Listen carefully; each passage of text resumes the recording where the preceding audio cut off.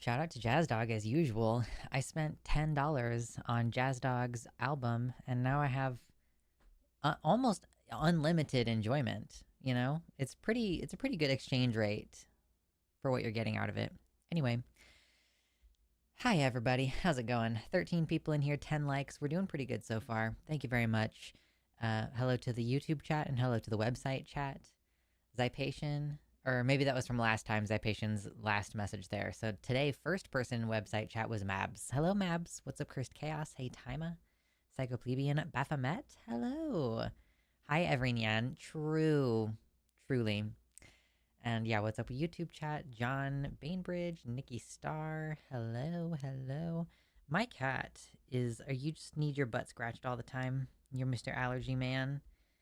I haven't established a vet for him since we moved up here because he, I had just gotten him a bunch of health checkups and stuff before we left. He seems fine, but he's got allergies. And so I'm thinking like, man, I should take him into the vet and have him assessed for his goofy little allergies. Yeah, you goofy? Goofy baby? He's like, meow. And he doesn't want me to pick him up. So he's just talking to me from all the way down there. I'm at my standing desk. He's all the way down there. He's like, hey, pay attention to me. And I'm like, what do you want? You don't want me to pick you up. Oh, gosh. How is everyone today? I'm here ready to bring some chill vibes. I don't have like a plan for what we're talking about today. Maybe we'll segue into something a little more structured later. I don't know. But yeah, I mean, I'm just kind of, I'm feeling some types of ways about being a human person right now. So we're just going to try to keep the energy pretty low key today. That's the plan. The cat does not come to you, you must go to the cat. I mean, that's not true. If I just like walk past him, by the way, I've turned on an air conditioning unit today, so if you can hear it in the background, sucks to suck. It's fucking hot. So, yeah. But pretty baby, oh my god, what a weirdo. He just is standing here at my feet. Can you chill? Can you lie down? Okay, that's preferable. Anyway, it's getting to be the end of May. This is our last show before June, right? Because, yeah, June 1st, Pride starts Sunday. And sounds great from here. Okay, so like I'm speaking right now and the air conditioner is right now, it's on. There is not a sound in the background while I'm talking.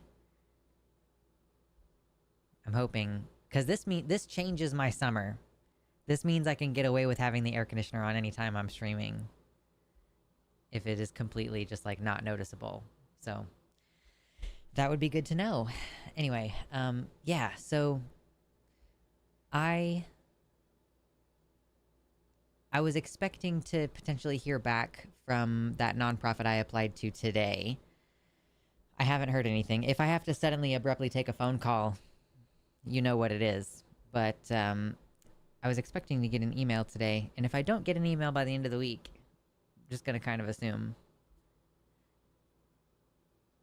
Hard to tell because I have an AC running in my room also. Yeah, true. It's not detrimental. Okay, cool. All right.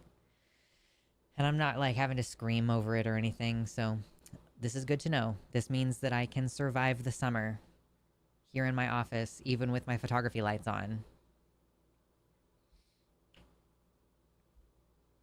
I'm figuring out how to legally change my name, trying to figure out how to be persuasive to the judge. Mabs follows up. In my experience, you never meet the judge. They just review your case and make a ruling. Oh, interesting. I know someone who's going through the name change process in Oregon right now, and I don't know. I'm assuming it's pretty easy. I have no idea. We'll find out. A phone call, more like gross. Yeah. Multiple sources of AC in this room in the desert. True. Oh my gosh. There's a reason why I didn't move to... I know some people, like Ty Turner, was from Arkansas, I think, and moved to New Mexico. And that was like... He was like, this is the move I want to make. And I'm like, all right, I respect it, but I would never want to live in New Mexico. It's gorgeous. It's beautiful, but oh my God, I don't want to live in a desert. In fact, I kind of have chosen almost the exact opposite biome, like the biome of desert. I have chosen rainforest. Like I have chosen temperate rainforest. Nasty. Hello, Everyan.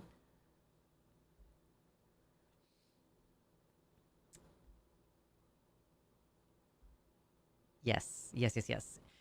So, oh gosh, what's even been going on? So, okay, I'm gonna be a little bit vulnerable for a second here. We talk about mental health a lot on this channel. I did some very intensive therapy, and I know a lot about how to use your skills for emotion regulation and all this kind of stuff. Um, I still, however, have a certified crazy person disease, which I'm being glib, but I have been diagnosed with BPD. I was diagnosed with PTSD also, but I think the BPD is the thing. And listen, it has been quite difficult for me for the past, frankly, like a month or two. Like my mental health has just like kind of deteriorated in a period of time, and I it's so funny when not really funny, but like it's so interesting how when you are in the throes of crazy, you're like you identify with your thoughts, where you're like, if you're thinking like I'm really sick of this person, or like I really am tired of this situation, it's easy to get really like stuck in it. And then sometimes you suddenly get dislodged from it and you're like, why am I being so mean all the time? And so that's a really fun moment that I've been having this week, where I'm going, I have been crazy. It's like, that doesn't necessarily mean that my feelings were not telling me important information. Like, my feelings were probably still telling me very important information. It's just that I was not doing a good job of like translating that information into productive behavior. So I'm kind of dealing with that a little bit right now. And so I'm trying to figure out like where Milena, I'm so glad you're here, because I'm like, you would understand. There are some people here who I'm like, I know that you would get it. Yeah, yeah, totally, Tama. It's fun to go through years of therapy and know you've made so much progress, only to have actual real issues that pop up all the time still. Yeah, and yeah, your feelings are valid, but also at the same time, you're being a dick. Yeah, I'm like busting out I still keep it, my therapy skills book that I have. And it's like, I identified the form of skills breakdown that I was having.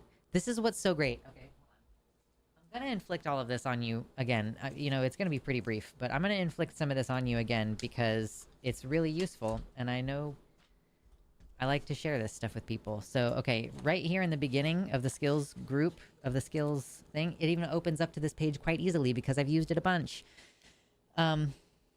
It's like how to identify what type of skills breakdown you're having. And they exist like in kind of dialectic with each other, kind of almost opposite to each other. And I recognized like, oh, okay, so I'm stuck in like emotional vulnerability and unrelenting crisis.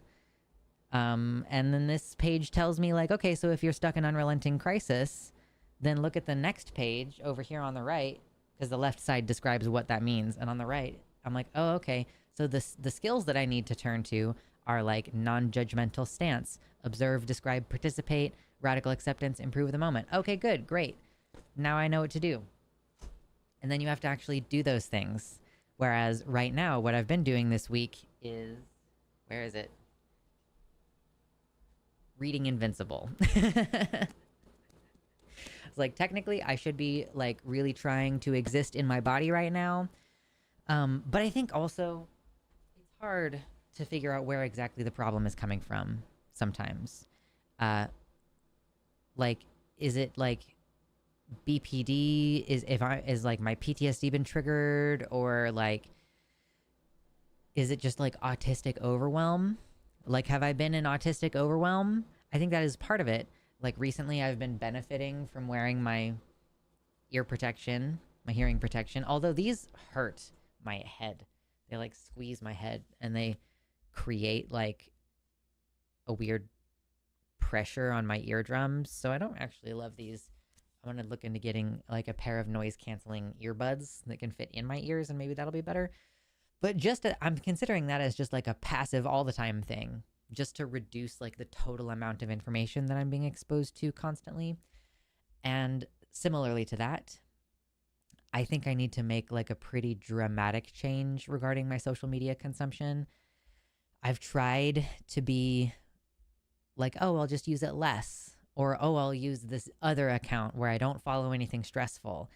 And I think even that is resulting in a type of overstimulation because it's just one thing after the next. And like, it's like barely even more than a minute before you're moving on to the next thing. So yeah, it's quite difficult. Baphomet wants to know where I am in Invincible. Oh, well, I'm past where they are in the show.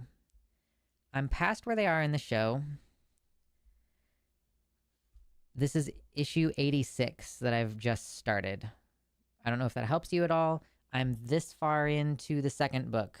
I am most of the way through the second compendium. So, I don't know if that helps at all. Frame of reference. I don't want to spoil anything. It's fucking really good. So it's totally not fair. I'm at this place now with reading Invincible where it's not fair that, like, okay, I bought these books, my partner bought these books, and they're expensive, and it takes time to sit down and read them. And lots of people are like, oh yeah, I watched the show, but oh yeah, that's a huge ass book. Well, guess what? There's 3 total compendiums that are that big. Like, that's the entire comic run from beginning to end. So, yeah.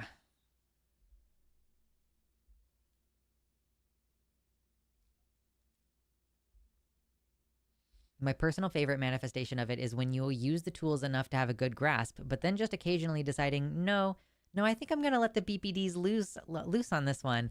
It's not like intentional, Milena. For me, it's like, I think that it's a really nasty place where my ADHD memory issues kind of come in, because I will forget to use skills. Like, I forget that I know skills to use. I'm just like, I feel bad. I feel so depressed. I feel terrible. I hate everybody. Get away from me. I don't want to talk to anybody.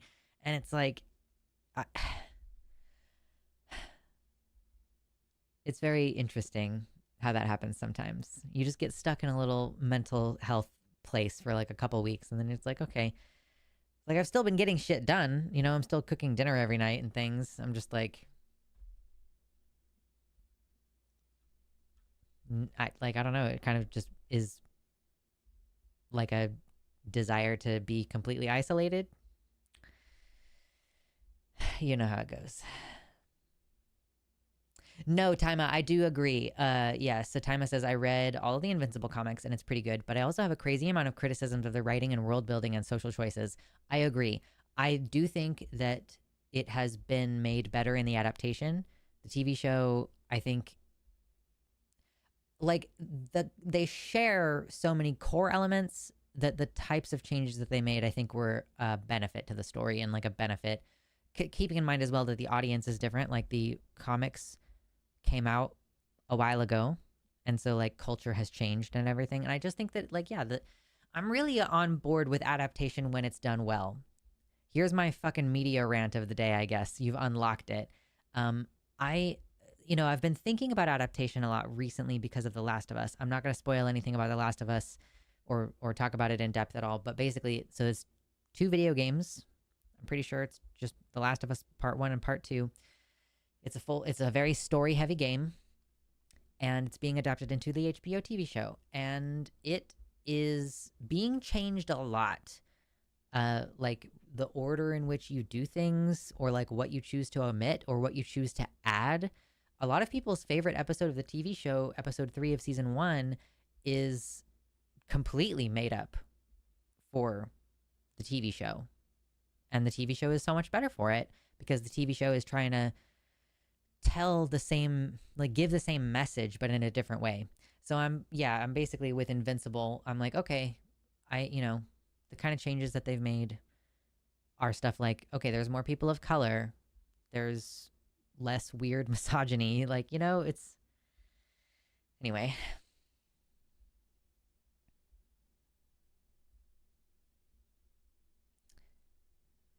Oh yeah, I very rarely am like having the deliberate fuck it attitude, Milena.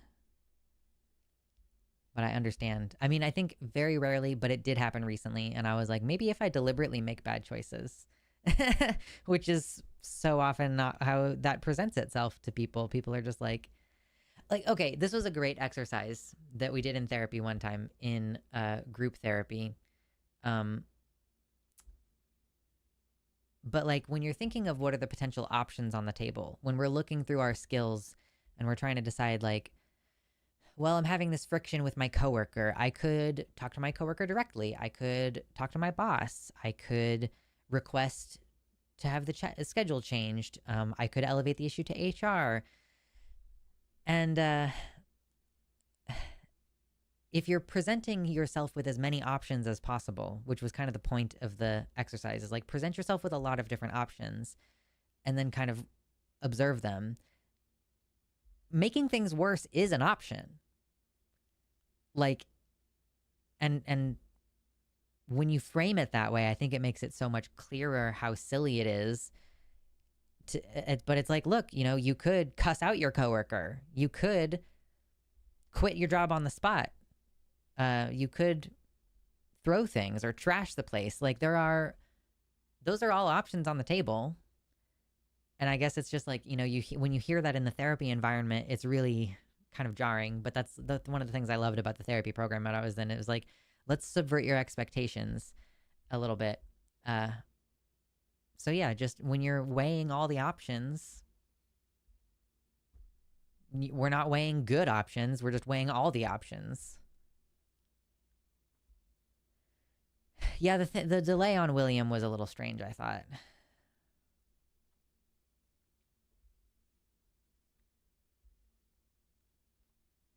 Oh gosh, I've been ignoring you for a minute. Now there's a whole bunch of stuff for me to catch up on. Oh, I do definitely get that feeling of being sick of being the bigger person, where I'm like, why do I have to use my 3,000 level fucking therapy skills to someone who is not catching on to the basic concept of making I statements instead of you statements? You know, I definitely feel that where I'm like, why is it worth my time to like spend the extra mental energy to construct this in a dear man the way that I'm supposed to? Those skills only work on rational people, my therapist taught me, so it feels kind of annoying.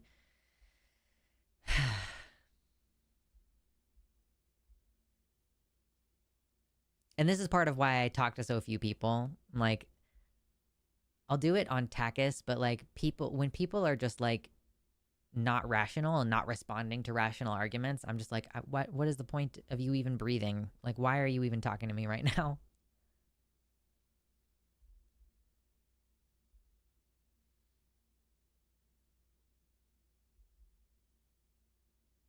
Okay, Taima said, sometimes genuinely you also have to let yourself act on what you feel, so you have that type of freedom while being aware of the consequences, even if they are negative.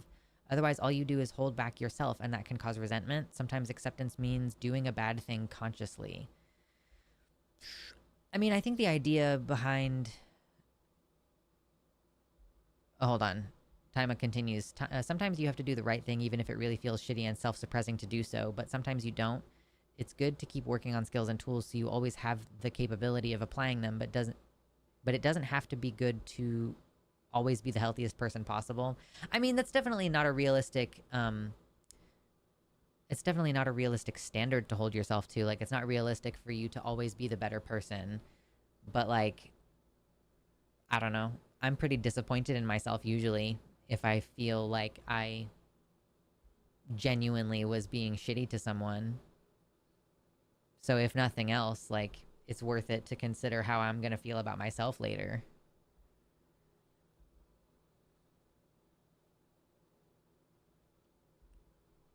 That is a great point too, Milena. Yeah, one of the most important pieces of advice I've ever adopted is that there's no point arguing with somebody who's already determined to misread everything you say.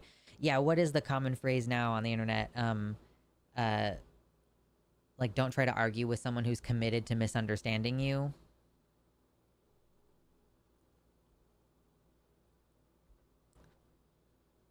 It's really hard to like not be defensive and for the person that you're dealing with to not be defensive. And like, I don't, we can't pretend like this is easy work.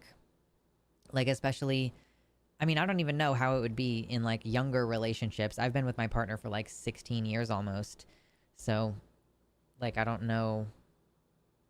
Like, obviously, the more baggage you bring to it, the harder it can be. And, like, if you've been with someone for a really long time, then sometimes that is like you both regress each other. And it's like hard to do your advanced adulting skills when you're dealing with like that much history. I don't know how it works with younger relationships. It terrifies me. The idea of like trying to date in the world nowadays. Like, I'm really grateful for as much bullshit as I feel like I'm dealing with sometimes. Like, I feel like at least I'm not out there trying to meet someone new. That feels crazy.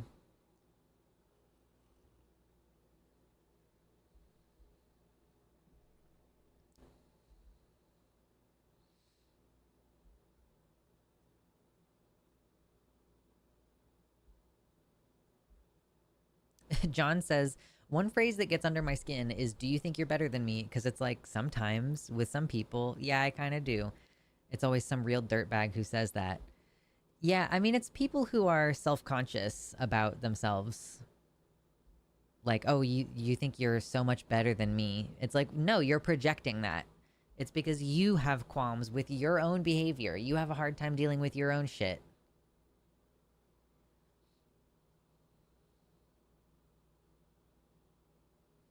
Whatever. 30 people in here, 23 likes. This is still a YouTube show where the clicks matter. The clicks are points and they do matter. So please consider clicking through.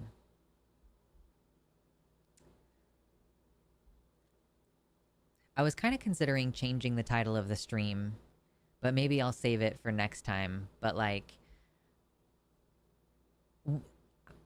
I think my channel is dying, like, just from a pure numbers standpoint. And like, yeah, to be fair, I have been quite inconsistent with, I mean, I've been pretty consistent with streaming, to be fair. I'm pretty fucking consistent with my streams, but with posting videos and everything, it's been a little bit more touch and go. And I keep feeling like I don't really know what the subscriber audience wants, and then what like YouTube is gonna then show to other people, like, but yeah, like I get way lower views on basically everything, or at least like it's super stagnant, and I like have been stuck in this like thing where like I'll gain a few subscribers and then lose a few and then gain 2 and then lose 4, and it's like very weird, and it's been going on for a while. So it's definitely got me thinking about like moving this whole operation over to, or like I don't know, like I think I posted a video about it today. I didn't put it in exactly those words of like my channel is dying, but I don't know. I'm like probably gonna go back through some videos from the past year and just re-upload them onto my other channel and see what that does. It's like the platform, you know? That's the thing. And I've been thinking about this more because I'm looking into like social media jobs, but like Instagram, TikTok, they all want different things. Like on TikTok, it seems like on Instagram, you get rewarded for making the same kind of content.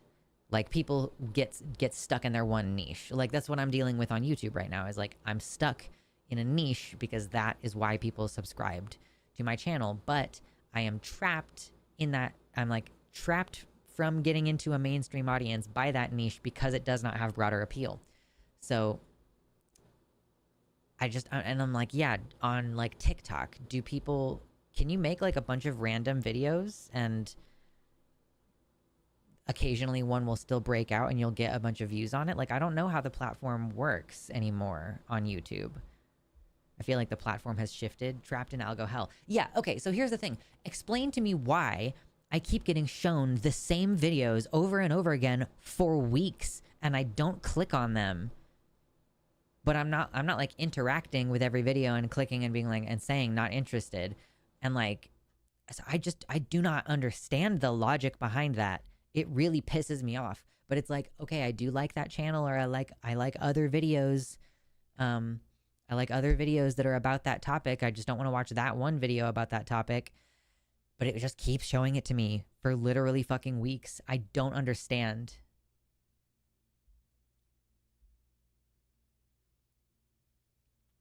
Do you notice algo punishment when you try to branch out to other topics? How do you mean algo punishment? Do you mean like as a creator? Yeah, I mean, I that's part of like the problem that I've been having is like I don't really want to talk about trans stuff anymore, but my non-trans related content doesn't perform very well. And I think a lot of people like either originally subscribed to me for commentary on other YouTubers, or Jesus Christ, or something. Like, I don't really know. It just seems like I originally gained a bunch of subscribers from like talking about ContraPoints. But those people are not interested in like me talking about books or me talking about TV shows that I like to watch or whatever. So, yeah. Just and it's like a lot of work to maintain a YouTube channel by yourself, and I'm fucking tired of it, so it's really hard to make myself do it right now. So like, yeah, I could just move a bunch of old videos over to Musing Moss, and like I probably could on this channel just like watch a couple queer movies and post a review of them and see how those perform. Creators becoming trapped in their specific niche is really common, I think. It's something a lot of channels face when they start to want to branch out or when they aren't the same person anymore. Yeah, and it just feels unrealistic to have like a separate channel for everything that you're interested in. I mean, I guess it kind of reminds me of, I don't know if any of you remember Brady Heron. I don't know I don't know if he uploads much anymore. I haven't actually paid attention in a while, but he had like 11 channels or something, like, and multiple podcasts that he was doing. And it just, yeah, it just feels like ridiculous to have to maintain multiple different channels and like have different art for each channel and everything. It just feels really shitty. And I don't know how to. I mean, you just have to fucking start another channel and put a bunch of effort into it and hope that it can get into the partner program. Because in the meantime, they're putting a bunch of ads on your content and you don't get to choose how much ads there are, and they make all the money off of it. And it's a pretty shitty deal.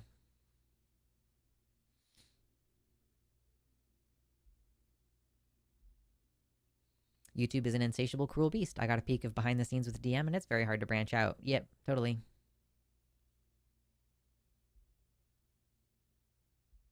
You can only really do that if you're successful enough already. Do you mean like the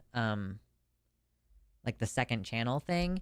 I mean, part of the idea, for me at least at this point, is thinking like, listen, YouTube does show me small channel stuff sometimes. It doesn't show me repeatedly for several weeks the same tiny video, but it does show me small channels sometimes that only have like, you know, especially I've noticed it'll show me live streams that are presently only have like 11 viewers. So it's like, yeah, it's showing me stuff from smaller channels. So I know that it will show stuff from smaller channels. So that is kind of why I'm like, oh, just uploading on a different channel. Potentially that could just like grow a separate audience who isn't going to be like attached to the, you know, entire history of my channel. I was filling out a resume recently and I had to go look and see like, well, okay, what are my earliest public videos on my YouTube channel? 2015, 10 years on this channel. And it hasn't popped off yet. It hasn't happened yet. Like, it's not going to happen at this point, I don't think. I don't think I'm suddenly going to get 100,000 subscribers in the next few months. That just doesn't seem like that's going to happen. The algorithm loves pop culture. Content around recent shows and movies do well. I think that's part of what I think that's what kept Jesse Gender afloat long enough to take off. Yeah, that's a good point. I agree.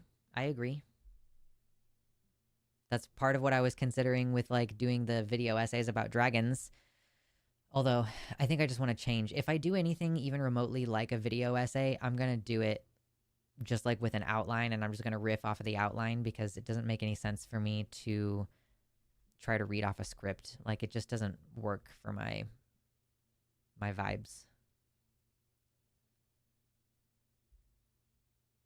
I mean, having all the assets and a workflow that you can scale without killing yourself. Oh, yeah, I mean, I guess so. Like, I guess maybe part of the problem is that I don't have a great workflow. I don't fucking know.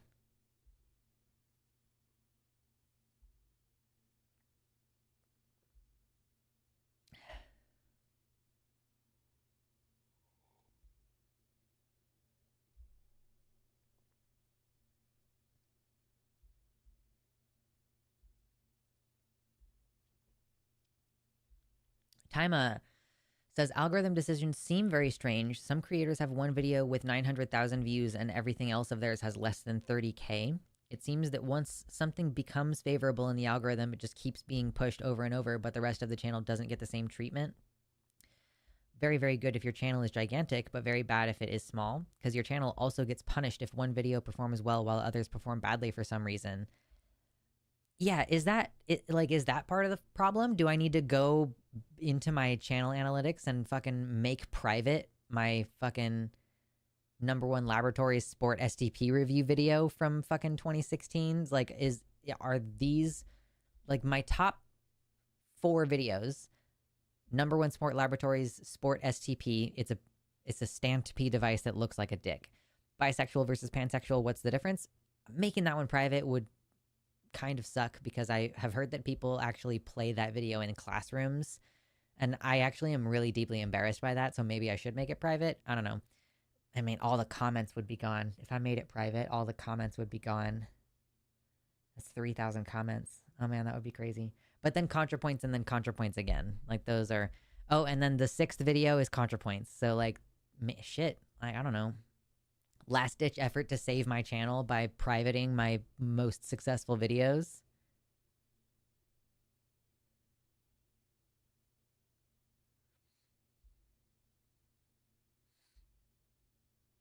You missed the political streamer bump from before the last apocalypse. Now it's deprioritized. That's totally fair. Like, when Vosh exploded, it was like the beginning of 2020. And like, that's when I think leftist content in general kind of got its swing.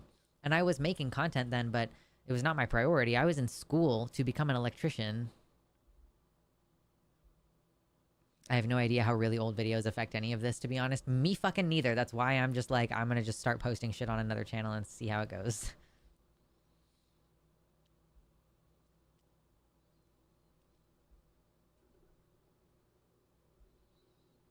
What's up, Leah? Looking forward to you adding content to the website. We love having more creators. Like, I'm getting tired. I'm getting too old for this.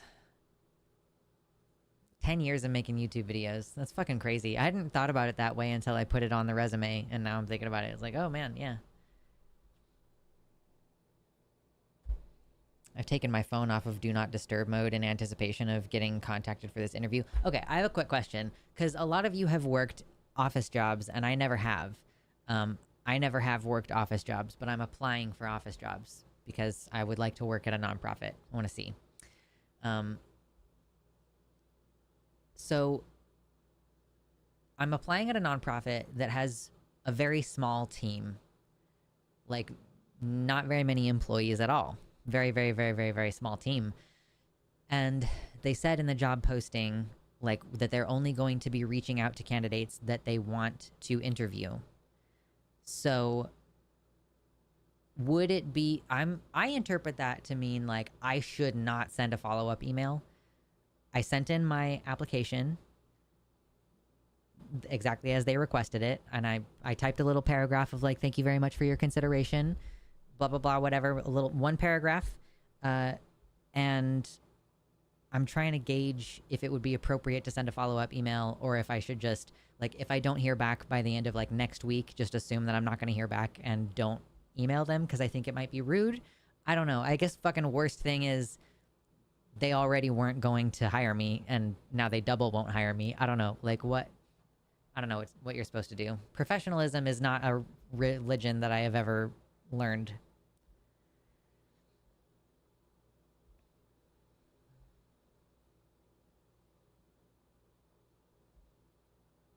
I hope things turn around because I really enjoy watching you. Thank you, Trans Cat Dad. I feel like I'm going to continue making content in some form or fashion. Like, I just don't know what form that is going to take. I just, definitely I don't want to keep doing, like, let's talk about politics every day. I don't know if that's going to mean that the channel is not going to be successful anymore, but whatever. Like, even, like, someone pointed out recently, oh, yeah, there was a period of time where you were getting, like, 100 likes on the live streams. And it's like, yeah, that's when I was making, like, clickbait political titles. And I was also talking about those clickbaity political topics, but I'm not anymore. So, yeah, I have a title that's just basically, like, bullshit. Prepare to hang out, so that people who click in here understand that I am not going to be talking about anything particularly serious. And I don't know. It's like, can we build a channel completely on just vibes? Can we build a multiple, like, hundreds of viewers per stream on just fucking hanging out and chatting?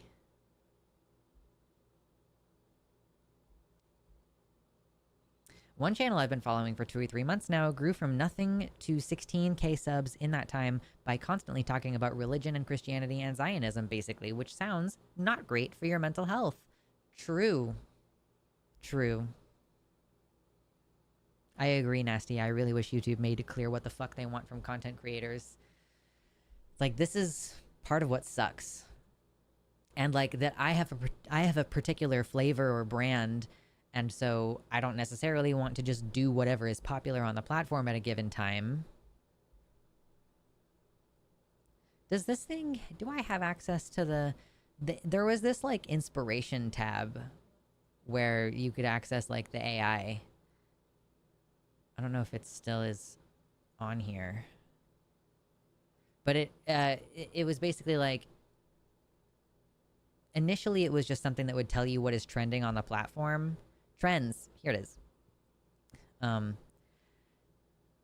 Okay, AI brainstorming stuff has moved to inspiration. Okay, where's inspiration? Do I not have access to the inspiration tab? You son of a gun. Oh, shit. They may be trying to just interview one person and then move on to the next rather than paneling all the candidates. Okay. Quantum Chaos. Are they on LinkedIn? I don't know. I don't have LinkedIn. I haven't checked. Dude, yeah, true, John. That's one of those neurotypical traps. To reply or not, which is worse? Only your entire career depends on this trick question. Fucking true. Okay, Quantum says, a company that small will probably post the hire on LinkedIn, or you'll at least see headcount increased by 1 and check the new person's position to see if they are that role. But if you go 3 weeks, no response, I'd say safe to move on, but answer if they call in case their first pick falls through. Yeah, I just really hope... Like, sometimes my phone just straight up doesn't ring, and then I get a notification that I have a voicemail. But... I don't know. I'm just kind of hoping they email me.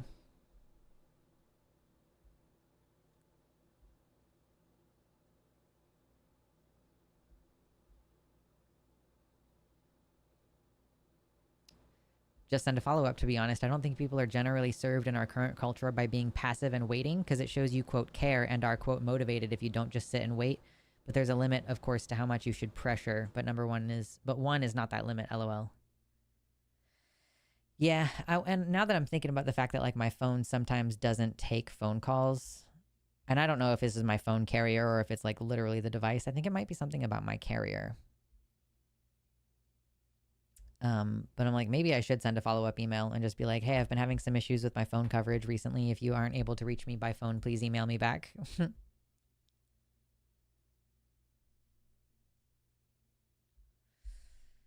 yeah, these are the kinds of questions I'm asking myself recently.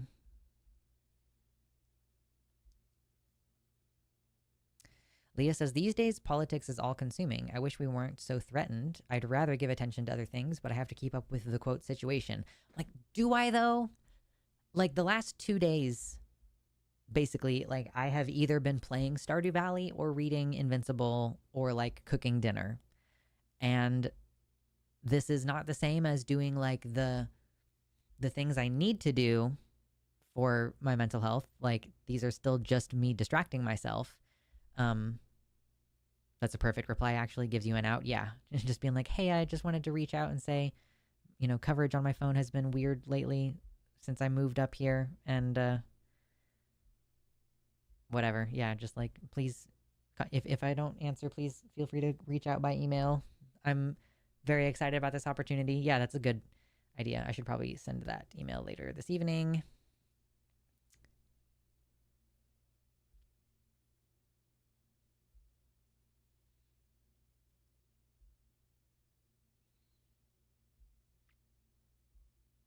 I would say something like spotty signal in my house.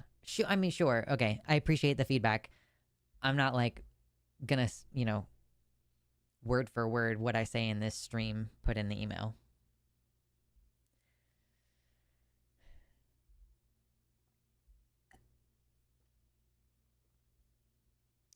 Drink water, babes. And tea. Oh my god, I still have tea from this morning. Isn't that wonderful? I am that person who forgets tea until it's cold. Yum.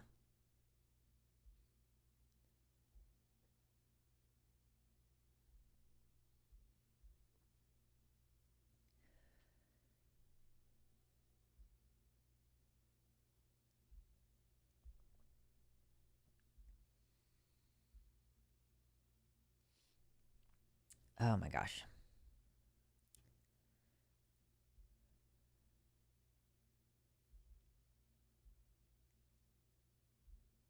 I'm actively rejecting and hanging up my phone calls because I keep getting a spam call. Yeah, that's the one annoying thing about applying for jobs, is that I have to take my phone off of do not disturb mode and answer phone calls, which are mostly just from scam people. Like, okay, great. What kind of tea are you drinking these days? My favorite tea right now is this one that is what is it? It's a black tea with rose and bergamot oil. And I got it at a like a witch's shop, basically. And it's really good. I like it a lot. I've been kind of bouncing back and forth between this tea and my jasmine green tea that I got from an individual tea producer at the Renaissance Festival back in Kansas City. So, yeah, those are the two that I've been kind of. I'm going to have to get more soon. Or, like, I need a third option so that I have more variety. I really, really like this part of the tea. Like, part of tea making, part of being a tea person. Because I only have one thing of coffee in the house. Like, we have one brand where, like, we know we like this brand. This is a good brand of coffee. So we just buy that brand of coffee. And I get to choose what kind of coffee I want or what kind of tea I want in the morning, which is so cool that that each day has a little bit more variety. I guess you could accomplish something similar by carrying like different flavors of creamer or something, or like maybe like syrup pumps to put in your coffee. So sure, I can see there's some like customization options with that, but there is just something nice about being like, ooh, I want this, jasmine tea, or like, ooh, I just want to do an herbal tea today. I'm just gonna do my lavender chai. Yeah, I don't know. It's nice. I wish there were witch shops in my town. Hey, the benefits of moving to Portland. I know you guys are like wanting to stay in the Midwest, so I respect that. But if you ever want to move up this way, you'll know somebody. Yeah, reminding someone to buy more coffee. Absolutely, Tima.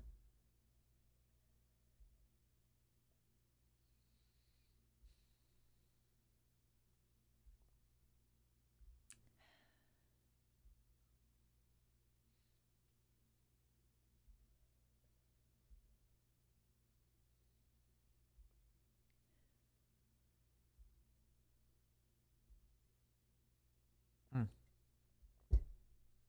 Cold tea. Love it. Love me some cold tea. So, what else has been going on recently? Like, or we might have to transition into playing a game or something. Ooh, John says, I sometimes add cinnamon, cloves, allspice, and or vanilla to my coffee to keep things interesting. Sometimes even Angostura bitters. Ooh, that's interesting. Like doesn't Angostura bitters have a little bit of like a, I mean, they're bitter, but they have like an orangey flavor. I can't remember. But yeah, keep things interesting. I really kind of admire water talk. It's so funny how like all these different subcultures on TikTok have their own names. Is the game in question World of Warcraft? I mean, WoW is really good at getting me to like jolly along and talk about stuff even when I'm like failing to remember the things that I planned on talking about or whatever. Or if I'm like running out of ideas of shit to talk about, WoW does stimulate my brain a little bit. But water talk, where people get those like zero sugar like flavors, and they, like similar to the, you can get like a caramel syrup pump for your coffee, but you could also get like a blue raspberry flavored pump for your water. And I'm like, mad respect. Keep your shit interesting.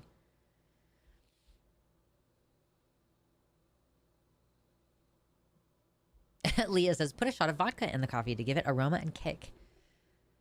Yeah.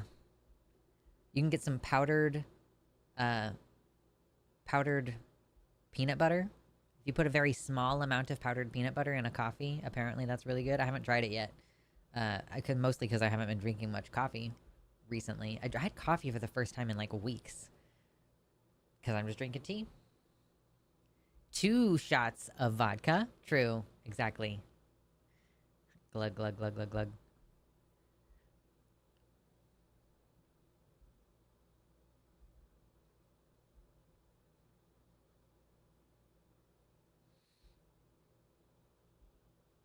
Mabs says, I just added ground nutmeg and dillweed to the ramen noodles I'm about to eat. Let's see how it goes. Yeah, report back, let us know. Dude, I've been trying some like high protein options because I have like I'm trying to figure out what exactly my fucking health goals are.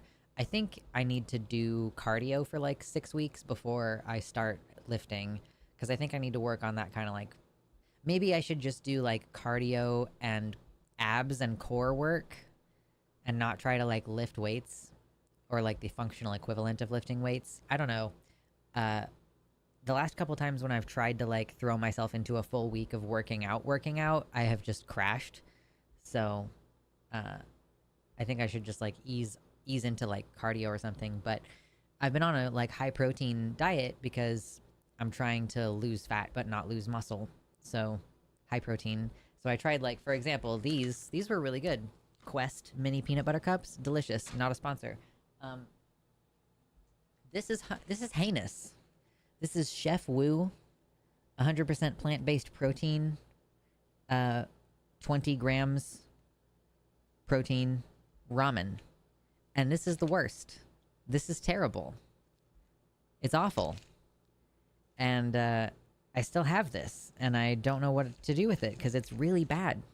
Like the noodles are so bad. I don't know how to make it tolerable.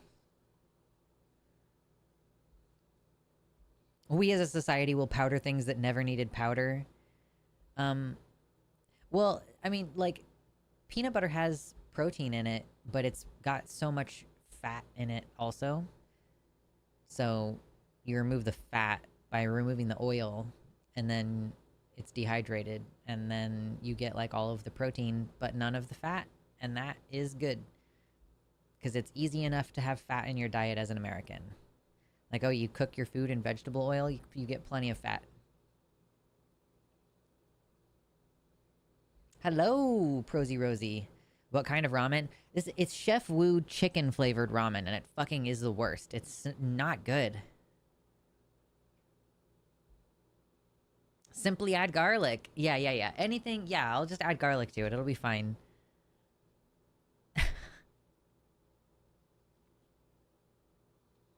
Got any good tips for losing weight? Nope. I am trying to lose weight, and I haven't noticed that I'm particularly good at it yet. But I have estrogen in my body, so it's harder to lose weight. Try not to beat myself up about it too much. Zootopia 2? No, come on. Don't do this to me. Stop making sequels to movies that weren't even that good in the first place. I don't know. What's worse, do you guys think? When they make movies, like when they make a sequel of a movie that was really good and you feel like that movie didn't need a sequel because the first movie was good, is that better or worse than when a movie is not particularly good and it gets a sequel? Like, well, okay, you're beating a horse that's been dead since birth.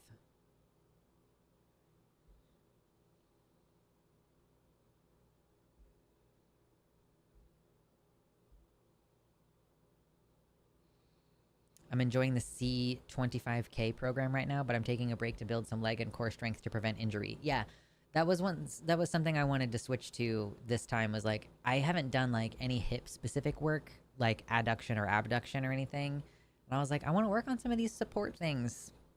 But yeah, I threw myself into it last week, and I absolutely felt like shit all weekend. So I don't know, man. But I feel like shit in general right now, so it's hard to tell. It's like, do I feel like shit because I overworked myself? Do I feel like shit because I'm not sleeping very well? Am I like, why? Why do I feel like shit right now? Hard to tell. So I'm trying to dial it back to square one. Like I was doing a bunch of self care stuff for like several weeks there, and then I've just completely dropped off of it entirely. And it's like, why? Do not know.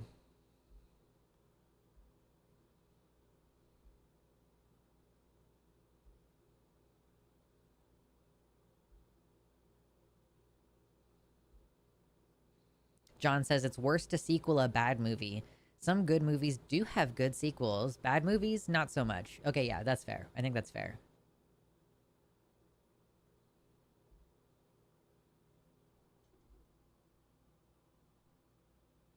I min-maxed core and legs for 2 years, says Thumb Warrior, and most of my joints stopped complaining. Okay, well, that's good. I did a little Pilates class at the gym today. It wasn't too bad. TBH, I think the key to effective exercise is to be real damn gentle with yourself, especially if you have any disabilities. Yeah, I don't like it. I really am a person who likes to throw myself into things. And I think that is something that I mean, I think it's an admirable quality in some ways, but it really harms me sometimes. But I'm just like, I genuinely go 0 to 100. I like decide that I want to do something and I just fucking do it. And like, probably don't always spend enough time planning. Like, sometimes I spend a lot of time planning, but other times I'm like, I have decided I'm going to make this happen and it's going to happen. And then sometimes it turns out like, oh, I couldn't fucking do that. So, but I'm running into that with exercise. I'm like, I feel like I should be able to exercise like 7 days a week. Because even my scheduled rest days, I made a schedule for my workouts recently, and it was basically like 5 days of workout every week. And the days off were supposed to be active rest days. And then I decided, like, well, if it's supposed to be active rest, like, is it okay for me to just fit in the like cardio on those days? Because like, I've heard people say like you shouldn't try to do cardio on the same days that you're lifting. But yeah, then I'm just like literally working out 7 days a week, and I don't know that that's feasible.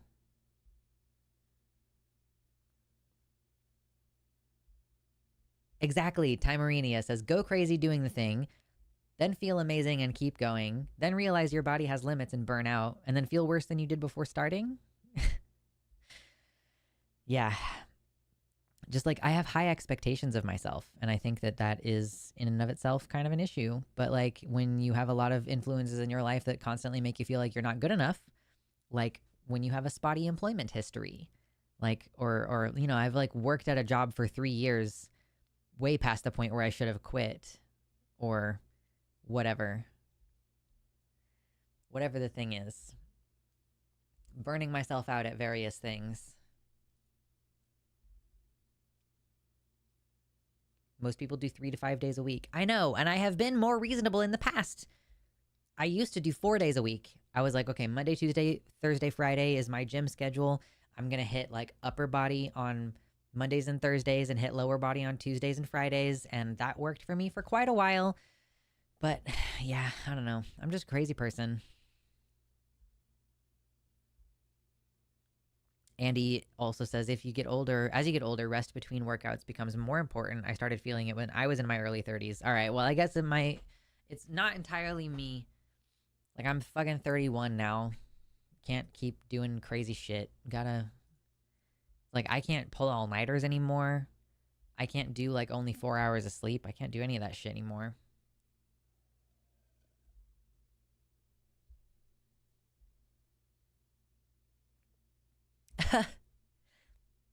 James Cameron gets the hype for doing the big sequels, but the worst movie he started from was Bad Boys 1, a movie nobody thought looked bad until there was a 2 to compare it against.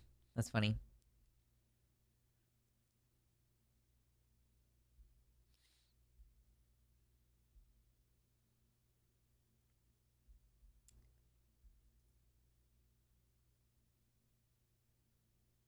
Okay, I found the inspiration tab on YouTube that I was looking for earlier. I know. Yeah, I'm getting. Thank you for honoring and respecting that, Andy.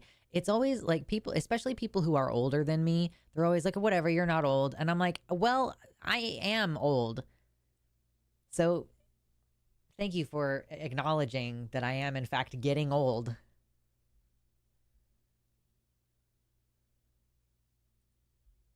So what are we doing? Yeah, I mean, I don't really have a particular plan, Prosy Rosie. We're just here to chill. I don't know.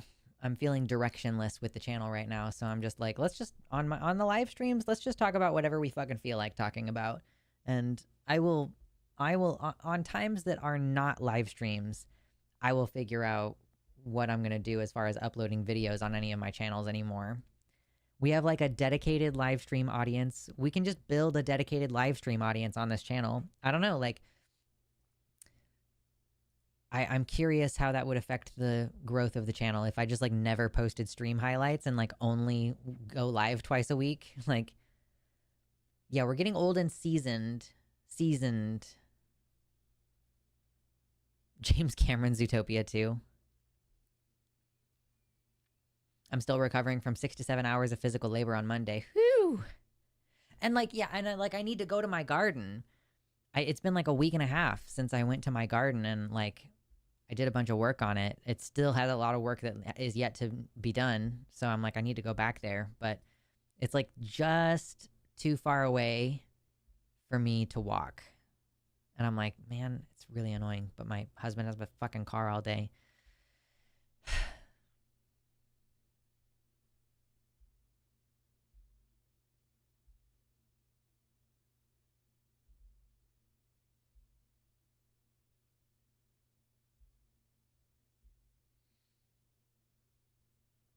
The whole getting older thing is a scam. I know, is a scam. Old and stringy?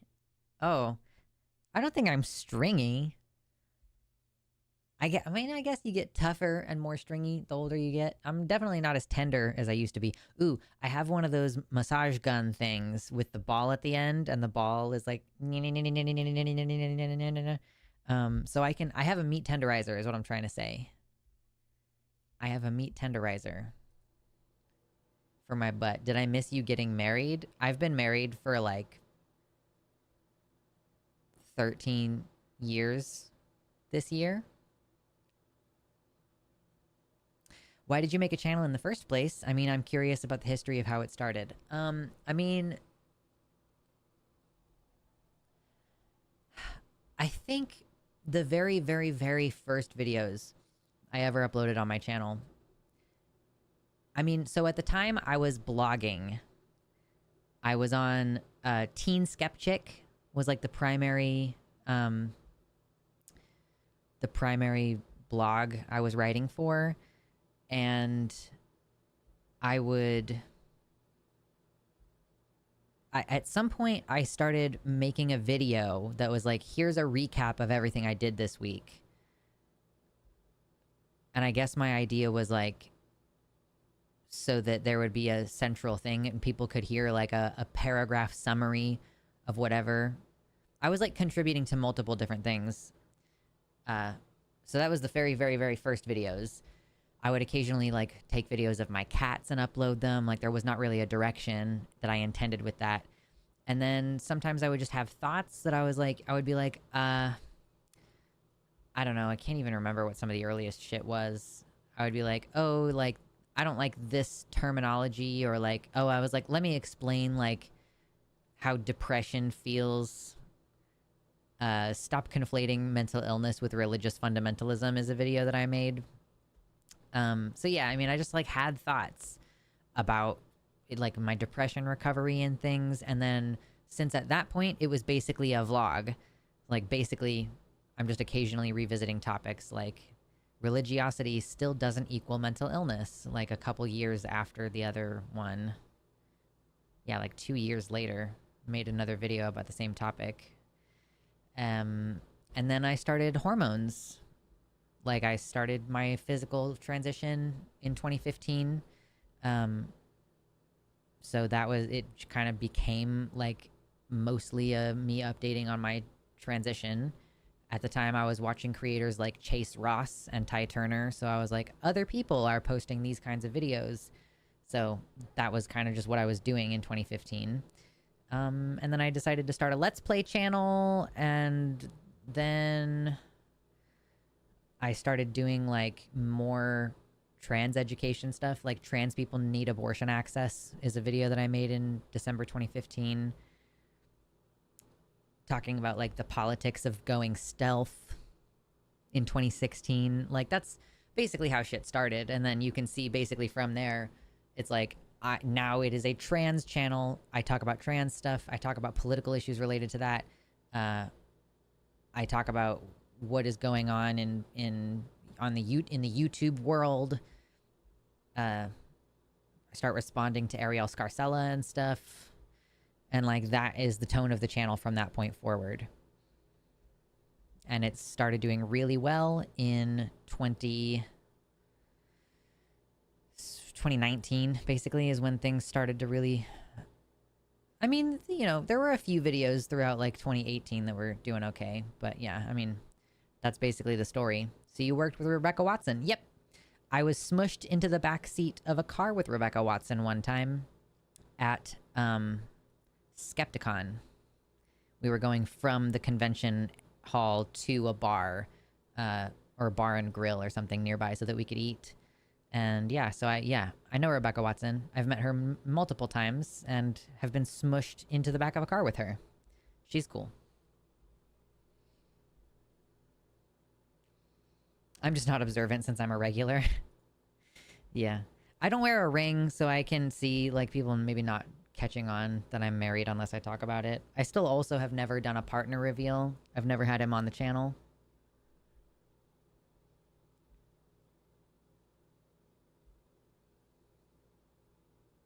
How long were you on T? I don't know. I was initially on it for 2 years, and then I went back on it for like 2 years, and then I went back on it again, and I don't remember how long it's been. I don't know. I've been on and off T. I don't remember.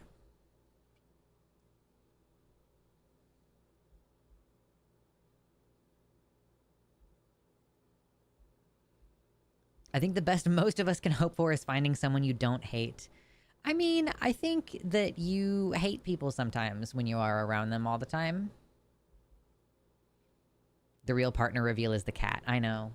He's not in here right now. We're gonna be getting a new cat soon. We keep having talks about it. I need to like clean up our bedroom a little bit so that a cat could be in there and not pee all over our stuff. Who are some of the favorite people you worked with because of YouTube? I honestly haven't had a ton of opportunities through YouTube. Like, I mean, some of my favorite people I met were from like when I was a blogger, like before I started making YouTube videos, or like concurrently, but I was mostly focused on the writing. I mean, PZ Myers is a biologist. He's one of my favorite people that I've worked with. Gosh. I mean, Jimmy Snow, obviously, like, getting to know him was a great, he's a great friend of mine, and it has been a great professional opportunity as well. I really like Arden. Yeah. Arden Hart over on the Transatlantic Call-In show. Is it Scarcella or Scarcella? Am I just assuming her name is Italian? Yeah, that's an interesting question. I don't have any idea. I've just always said Scarcella. I've never heard her say her own name, I don't think.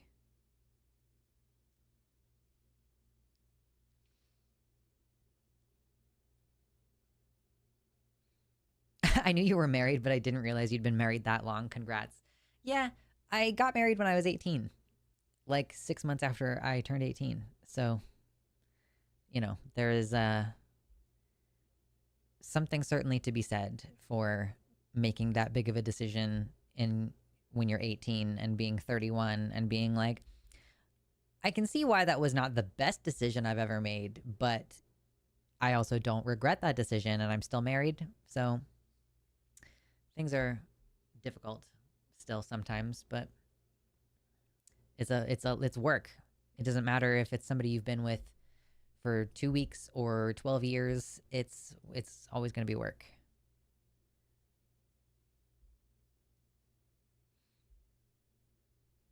Would an endocrinologist give me tea if I said that progesterone makes me more depressed? I think if you want tea, you have to just say like, I want tea. Or are you are you trying? I think that like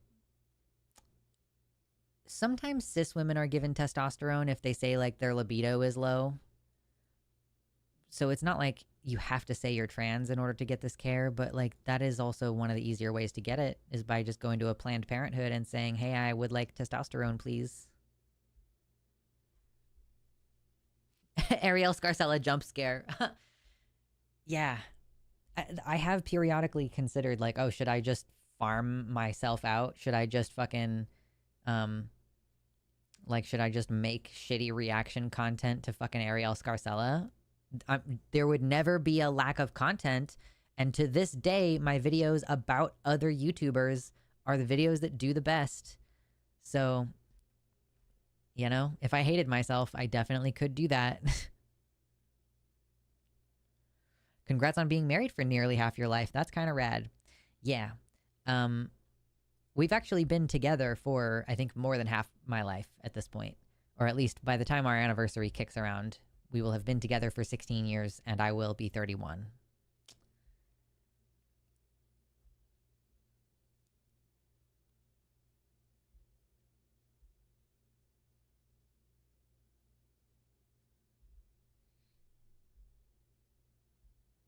And my mom asked me if I was on estrogen a few days ago. I said I started taking E 10 years ago. Wow, that's funny. It does affect your mood, but so do a lot of things.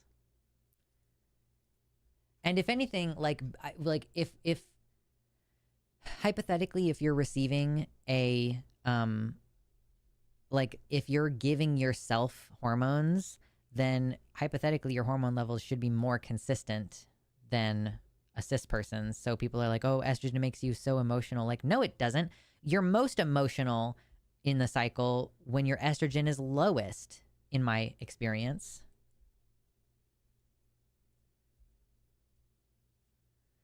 Me and my GF have been living together for 9 years, but haven't married because I'm an anarchist nerd. Like, ooh, the state enforcing my relationship isn't romantic to me. Sorry.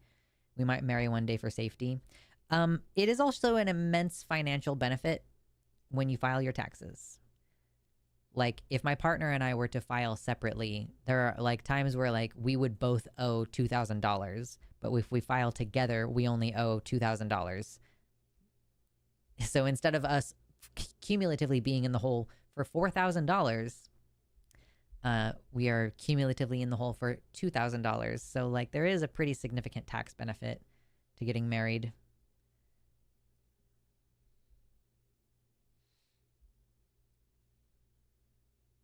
You whamming and your estrogen. Whamming. Soft Daydream says, I used to be a fan of Ariel's in middle school until Gavin of all people, until Calvin Guerra, smushed that into one word, of all people, called her out for being a TERF. Yeah, that's funny. They were friends.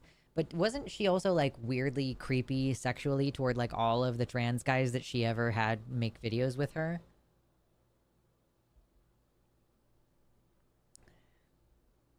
Taxes get tricky with me being on disability. Oh, totally. Yeah, sorry.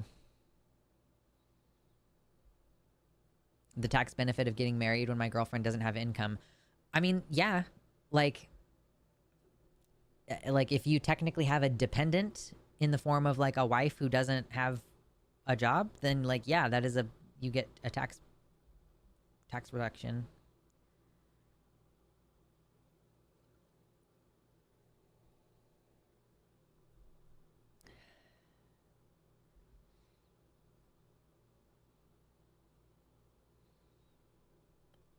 Ariel was creepy toward even underage trans guys. She's been cringe for ages. Yeah, cringe. I don't want to react to shitty YouTube people. I just want to watch movies and like react to them. Oh my god, what even day is it today? It's Wednesday. I don't have Takis tomorrow. I could watch a queer movie tomorrow, and since I have fucking every subscription service under the sun right now, which I'm so annoyed by, but I could watch a queer movie this week and react to it and then post a video about it next week probably, and just like start to experiment and see if I can talk about queer movies on this channel.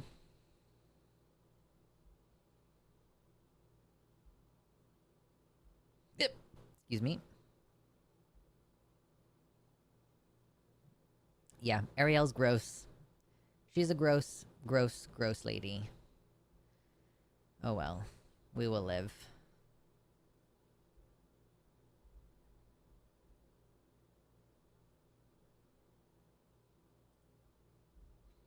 I've been playing the shit out of Stardew Valley recently. I wasn't sure what was going to happen. Okay, so in Stardew Valley, it's kind of like the original Baldur's Gate in that, that's true. Hold on one second. Well, I was in the middle of a thought. I'll get back to Stardew Valley in a second. Trans Cat Dad says, Lux, your problem as a YouTuber is that you're an ethical person with self-respect. It's a problem for me in every job, TBH. Totally. Yeah. I agree. This is kind of part of why I am applying for a job at a nonprofit, is like, I would like to work on a team. Like, not work by myself. And if I am doing social media management for a nonprofit, I don't care as much about doing dumb shit that is popular. But if it's me and I'm representing my personal brand, there's going to be dumb shit that I don't want to do. There's going to be like TikTok trends that I don't want to jump on or whatever. The style of posts and like how I would present it, the language that I would use would be different. Like I'm probably going to cuss less, for one example. So yeah, like I do think it's almost easier producing social media content for someone else, because then I'm like, well, yeah, sure, I'll use dumb TikTok trends. Of course I would. I'm advertising for someone else's thing, or like for our shared mission or whatever.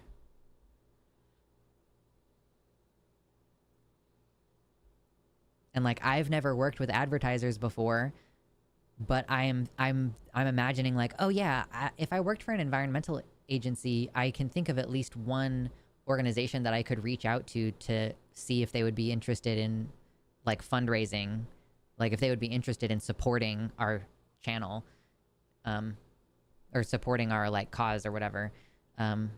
So yeah, it's just a completely different set of parameters versus like, yeah, I don't take advertisements, partially because I think that I'm not expecting advertisers to want to support my channel, at least in its current iterations, or like the kind of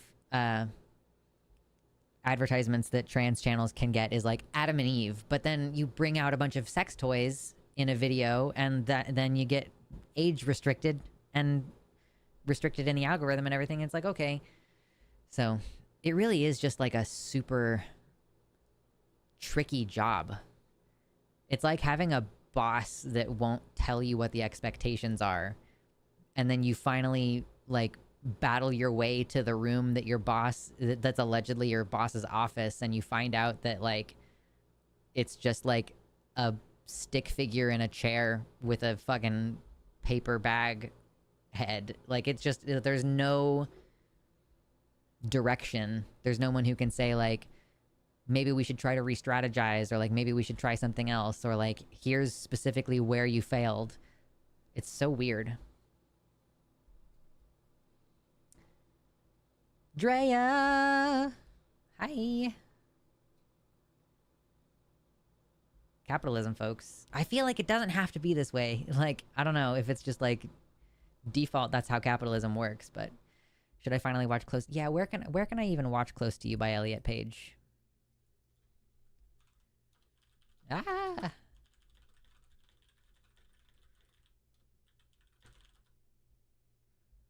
Oh, is it on Netflix? Oh, okay. I guess I can watch it on Netflix. Cool. I don't know if we still have Netflix. Let's find out. But sure, I'll watch Close to You this week, and then I'll talk about it. I'll try to give it a clickbaity title. Trans man returns home. I don't know. Elliot Page's transphobic family. And then it's just about his movie and not about his actual family. That's the fucking shit that you have to do, though. God, it's annoying.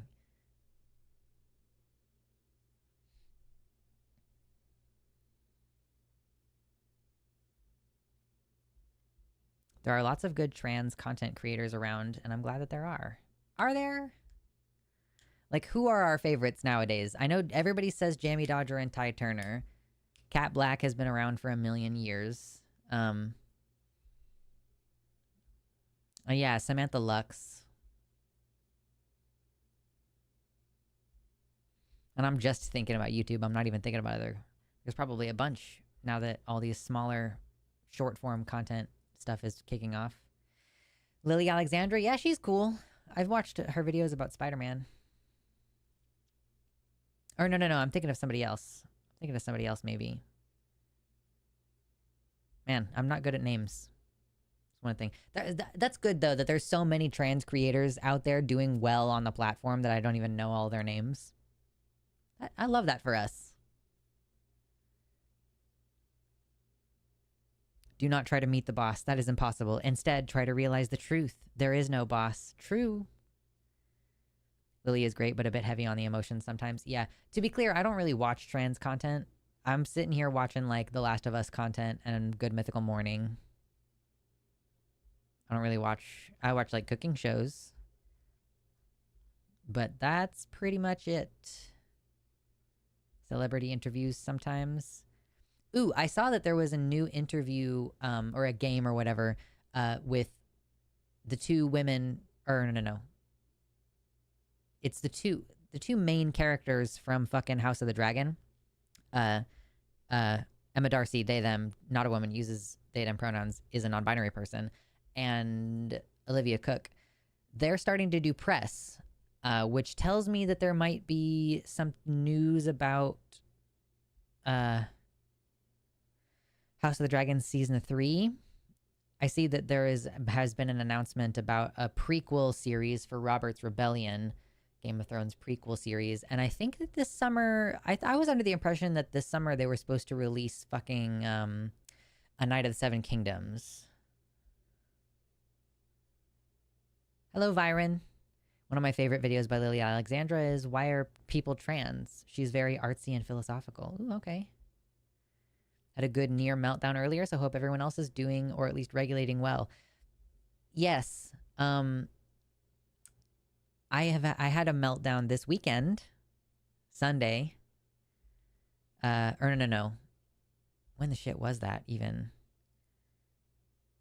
I don't know. I've just been sporadic, like, a lot recently. So it's been crazy. I'm hoping that I have chilled out a little bit.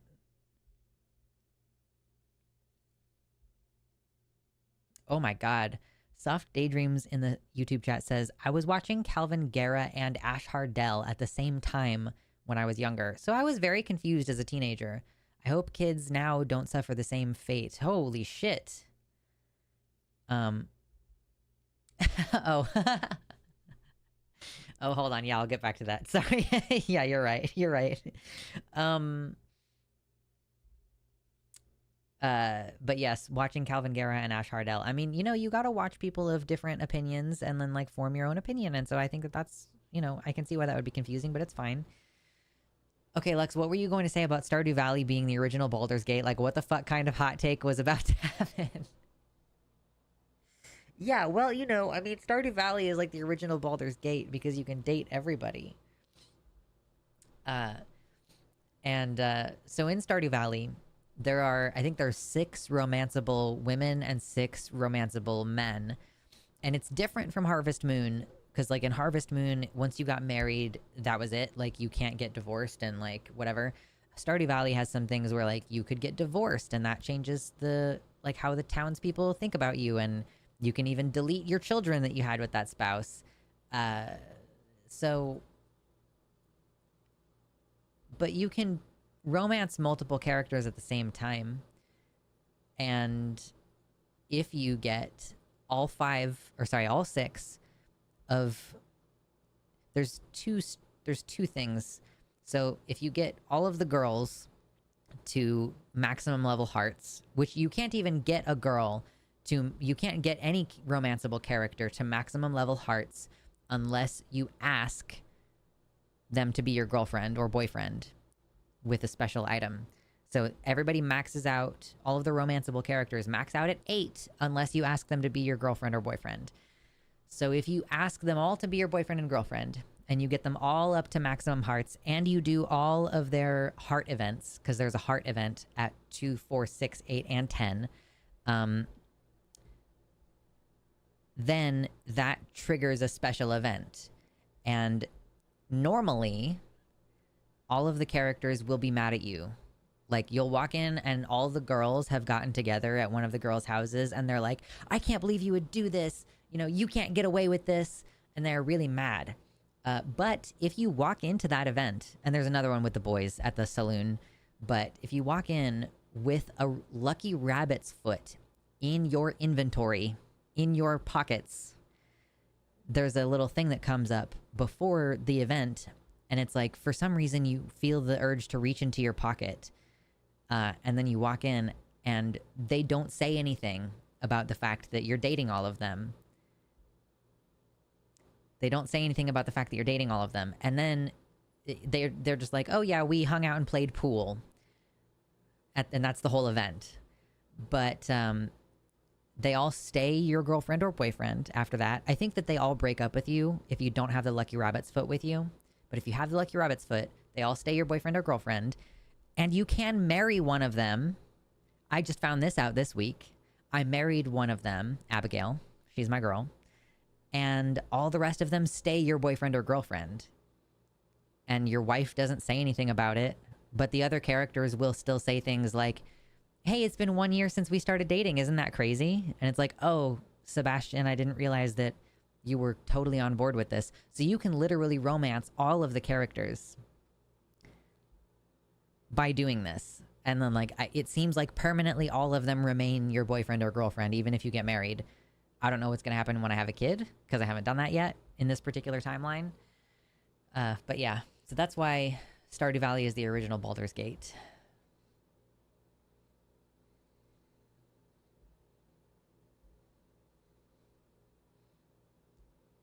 %5 effort poly representation. I mean, it's definitely better than most games. Like, you technically get to have a big group date with all of your girlfriends and a big group date with all of your boyfriends. And they are all very chill. This reminds me of Witcher 3, which ends both romance lines if you try for both of them equally. No. Cry, cry, cry. Everyone's having a different reaction to the phrase deleting your children.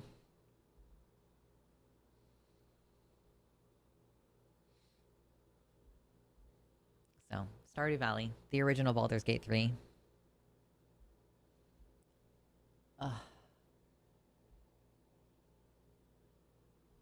One of the things that I have stopped doing in this recent depressive episode is I've stopped stretching. I didn't realize how much it was just like making a difference before.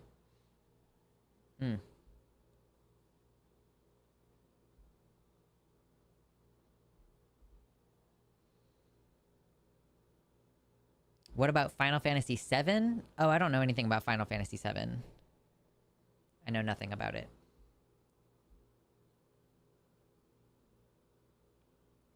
I know that there's a big cross-dressing scene, but that's about all I've got.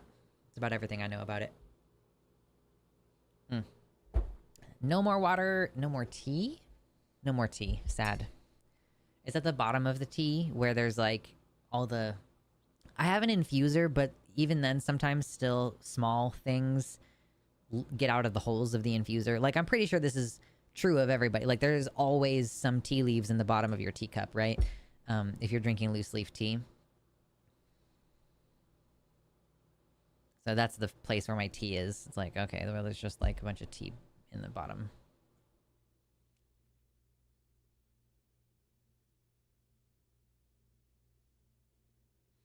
I've never really gotten into game romances. I feel like they are all made for men who simply want to get to the sex scene at the end. The reward for having the right gifts to buy your romance. That's probably true for a lot of games because a lot of games are made for men. But there is no sex scene in Stardew Valley. So, and like, I think with all of the characters, when you get to the 10th heart event, there is an embrace that sometimes there's a little kiss heart thing that comes up that makes it look like, oh, that was specifically a kiss and not just a hug. But that's it. And it's all pixelated anyway. So there's no sex scenes. And even when you have kids, I think it's just like a dialogue that comes up. You like go to bed one night and the screen is black, but a dialogue box comes up and it's your wife or your husband asking like, do you want to have a baby? And then you say yes. And then there just is a fucking baby there the next day or within the next week or two or something. I don't remember. New coffee, yes. What if you asked all your boyfriends and girlfriends to kiss each other? So this is something that that is different about Stardew Valley versus friggin' Harvest Moon. At least Harvest Moon, Friends of Mineral Town, and more Friends of Mineral Town, which I played as a kid on the Game Boy Advance. Other characters could get married. And that is actually something that I kind of find annoying about Stardew Valley, is that I can't, like, in the same way that you have to show up for heart events in order to progress the relationship forward for yourself, in Harvest Moon, you could also stumble upon people having their own heart events. And there was even a character whose name I think was Clint, who worked at the blacksmith. But if you didn't become close enough friends with him soon enough, he would leave town after the first year, which meant that one of the females would never be able to get married because she was attached to him. And it also means that he would not be an option for you to get married to. So, yeah, but it is something that I think I would like to do with Stardew Valley, is like setting up the circumstances for other characters to get married. Because, like, I don't give a shit about Haley and Alex. Please date each other. Please marry each other. I don't give a shit about either of you.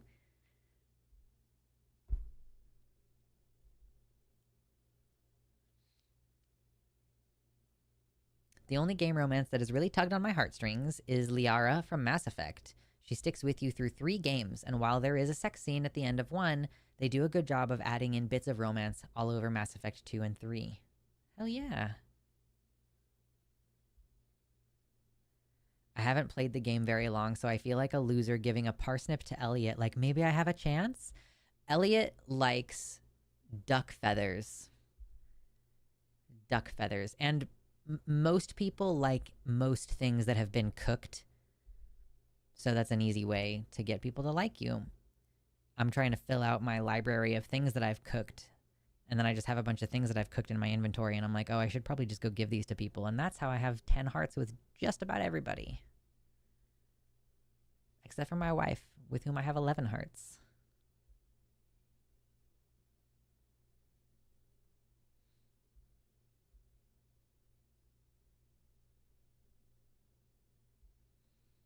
In Final Fantasy VII, there's a big hidden dating that runs through the game. At a certain point, the choices you've made culminate in a date between Cloud and one of a few of the other characters.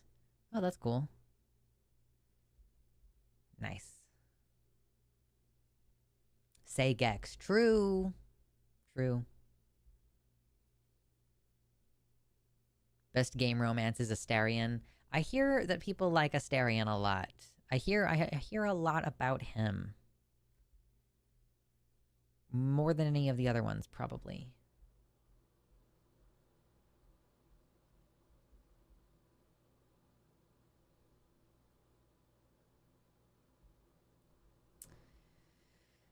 Oh gosh.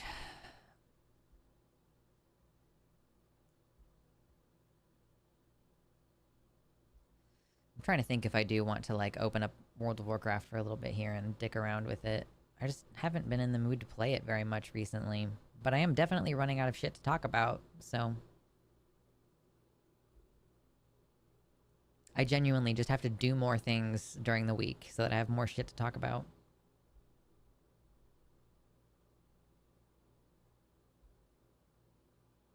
Ooh, do we get an explanation of why Astarion is the fan favorite?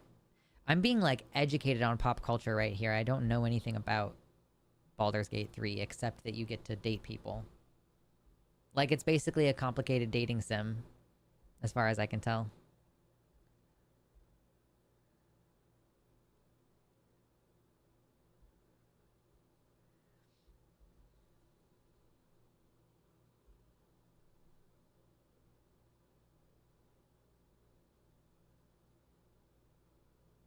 The brutal gamer choice between betraying Astarion to min-max or romance him. Oh, that's funny.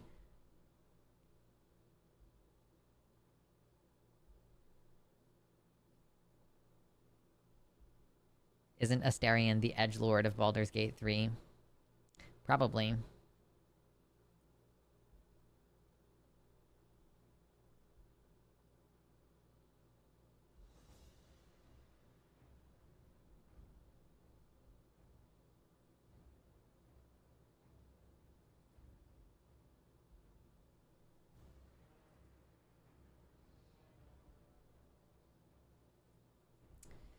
Oh dear.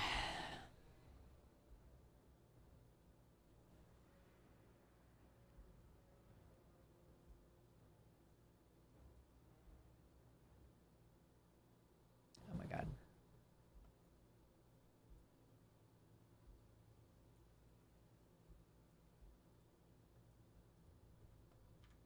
I can't believe I just logged out in the middle of fucking a field. Oh, I think the game was, like, breaking on me. Anyway, we're not here to talk about WoW. We're just here to let it jolly things along in the background as I am too bored to think of anything to talk about.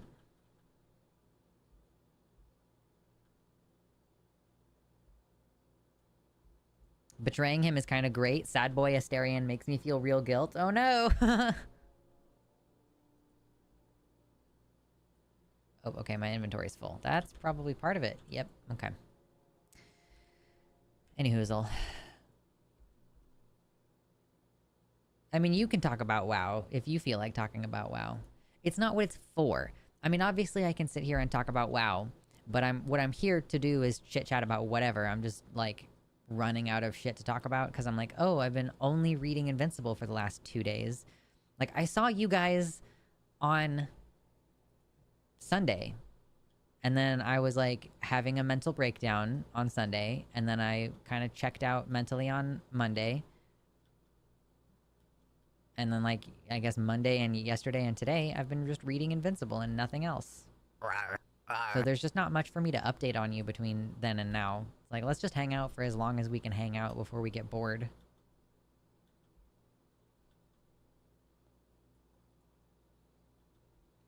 I'm kind of actively resisting talking about politics shit. Because it's like... Dude, like, on Sunday, I was, like, not feeling great. Thank you, Drea. Sunday I was not feeling great, and then I streamed with you guys for like 3 hours, and then I was in like a horrendous mood for the rest of the day. And I think it's just because we talked about politics, and I was like, I think I maybe need to just not do that for a little while. Because genuinely, I was like, I feel really fucking shitty. Been checked out for the last 6 months. Totally.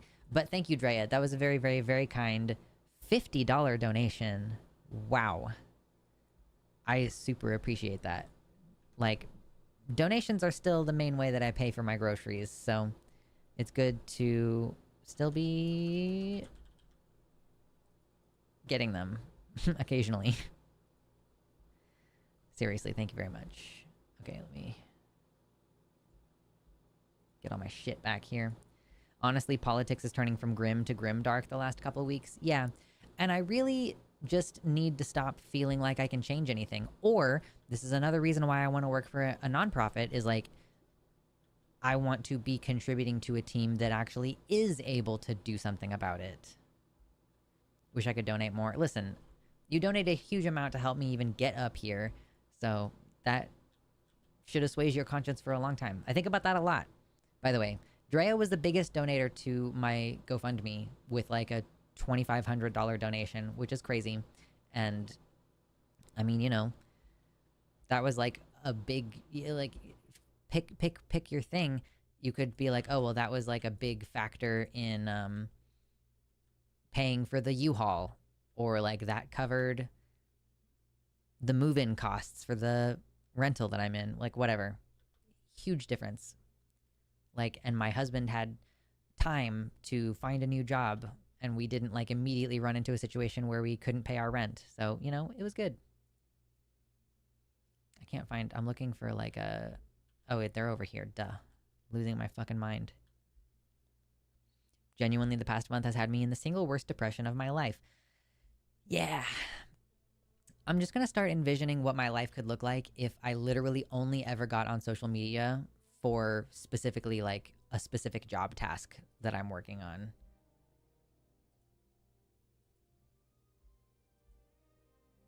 Oh wait, do I need stringy vulture meat? Yeah, no, I need that. Give it back. I don't have a ton of stuff that I can get rid of in my inventory.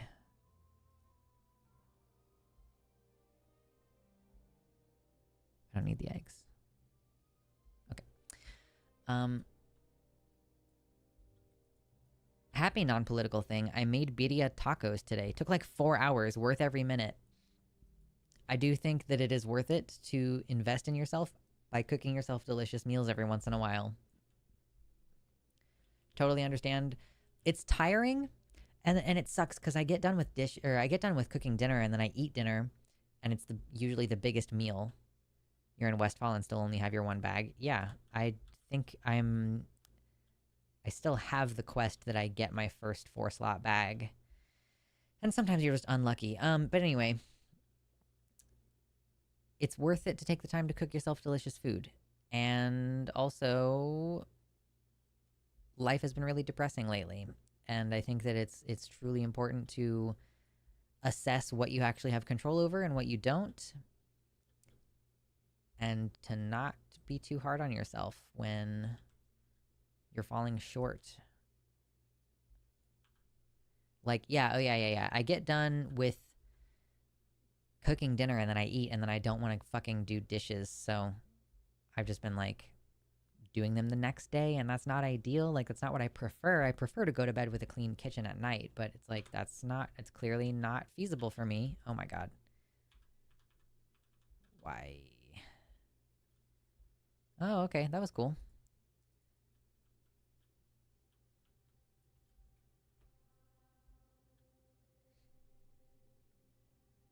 Financial stability should be a human right. I agree. I do wish that I didn't have to stress about it.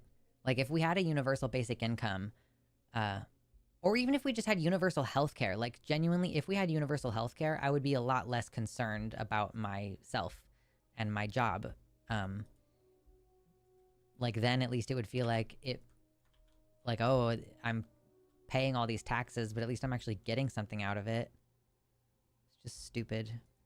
$10 Costco pizza is still a thing. That's true.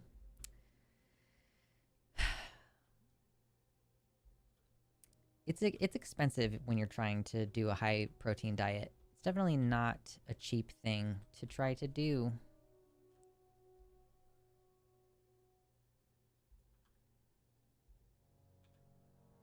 Ermagerd. Non-political win. I still play Animal Crossing in the year of our Lord 2025. Me and one of my villagers have the same birthday. That's very sweet. Yeah. I feel like Stardew Valley kind of falls into a same broad categorization as Animal Crossing, in that it's like, that's a game for girls. That's kind of a boring game or whatever. But it's a social game. I think that's one of the things that, yeah, it's like, it's a social game, it's a systems management game. It's a game where you like put things in just the right place and you organize things. Obviously there's still a lot of like capitalism driven shit that you do in Stardew Valley that you don't necessarily do in Animal Crossing. I don't know, they both have capitalism elements, but it seems like, you are trying to make money in Stardew Valley. But it's like, I'm trying to make money because that is like,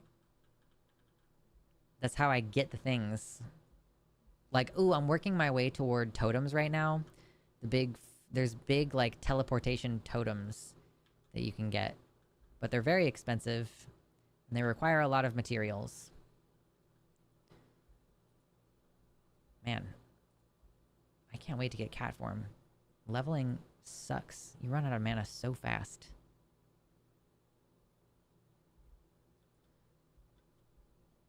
And I don't have any money on this character, so I can't just buy drinks willy-nilly. Here, I'll increase my armor.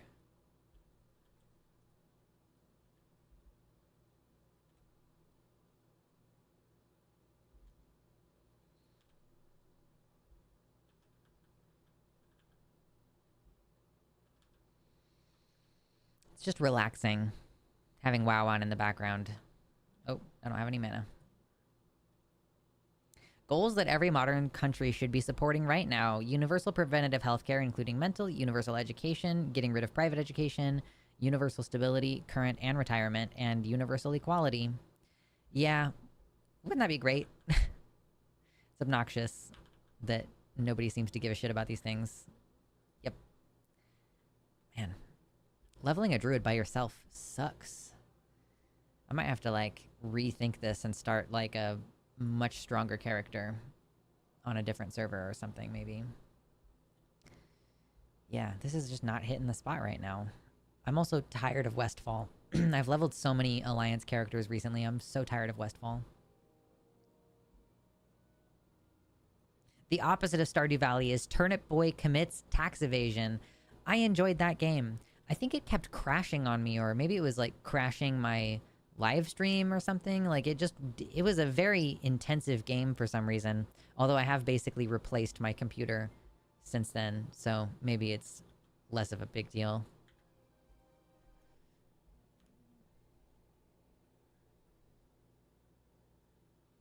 If you want to start a new character, I can set you up with 14 slot bags. I just don't want to mess with it right now.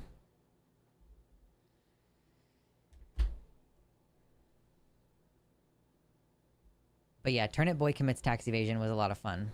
It was cute, for sure.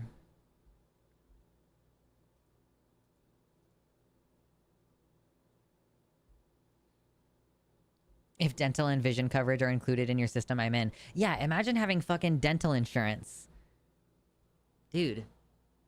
I'm pretty sure that dental and vision insurance are included in this job that I'm trying to apply for. So, like, yeah. Maybe I'll send them an email tonight about having spotty coverage in my house, so...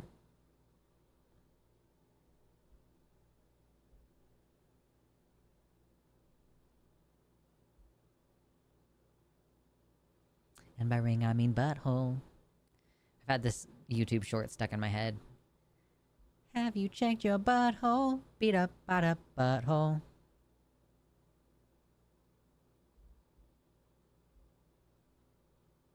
Dental not being some of the most basic insurance is so crazy. Teeth are so important and almost never stay healthy forever. Yeah, and it's crazy too because your teeth health also impacts your heart health. And if you get an infection in your mouth, it has a very, very short way to travel to your brain. And so many people historically died from tooth infections. It's like, what the fuck are we doing here? And now we're trying to get rid of fluoridated water. Have you ever played Thank Goodness You're Here? I don't think so.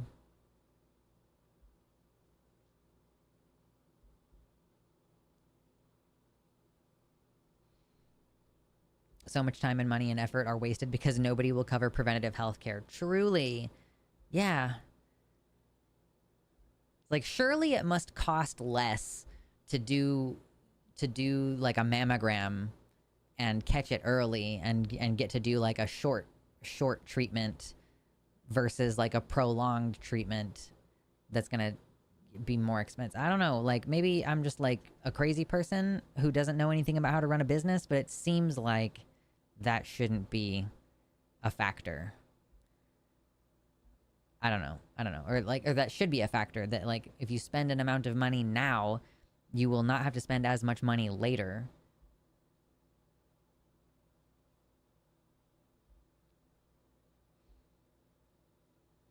But humans are bad at all kinds of short-term versus long-term trade-offs. Just not very good at it.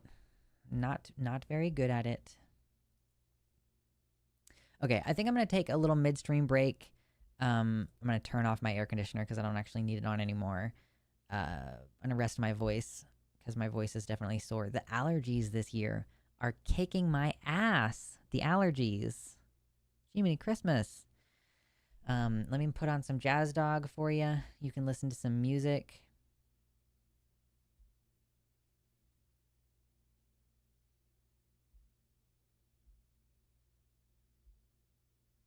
The cost is the point. Why cure cancer for $50,000 when they could treat cancer for $10,000 a year for a decade?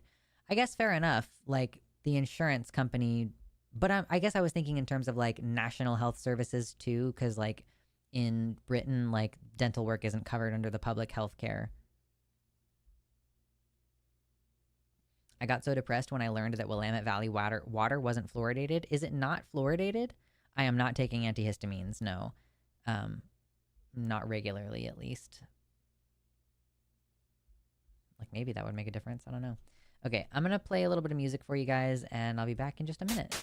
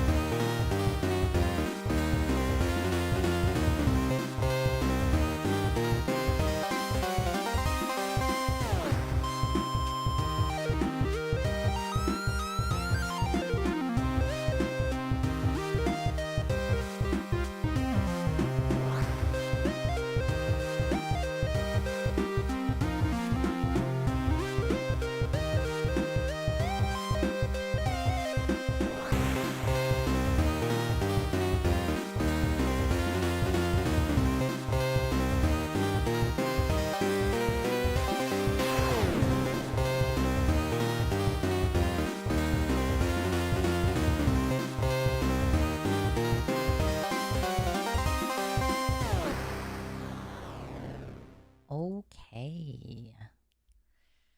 I'm back, everybody. Yeah, I should probably start taking antihistamines for the allergies, and I'm like gonna have to take my cat in. But yeah, I think it's like trees that I'm allergic to, and there are so many more trees here.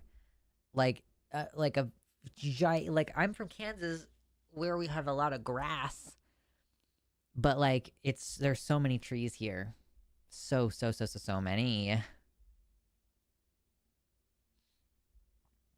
Ooh, Psychoplebeian, great question. Uh, Asks, how did you come to accept having breasts?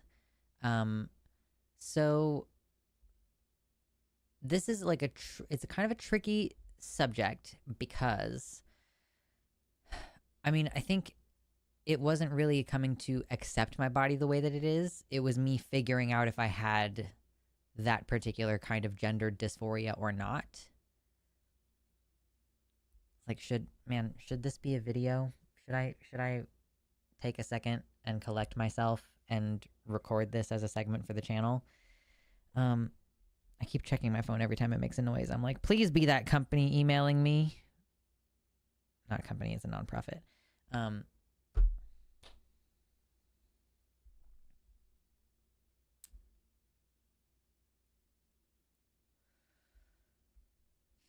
The conversation around this question of like accepting your body as a trans person can be really difficult.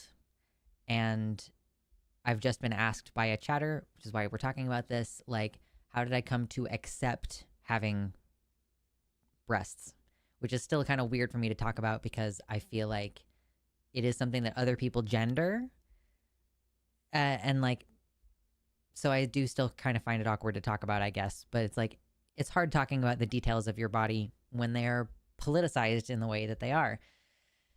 Anyway, so from the perspective of somebody who is like transmasculine, I was assigned female at birth.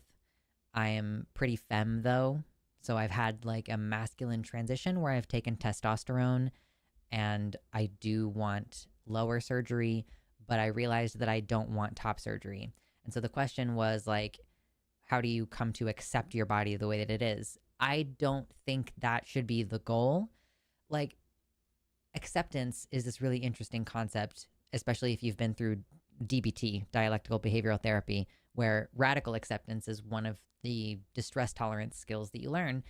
And some people use acceptance in this way where they go, oh, you just need to accept your body the way that it is, and you shouldn't change it, which reinforces the cisgender hegemony, or this idea that you should never change your body, or like the maybe even Christian religious idea that you like that God gave you your body and you shouldn't alter it because it's God's design or whatever. There's a lot of backing reasons for this.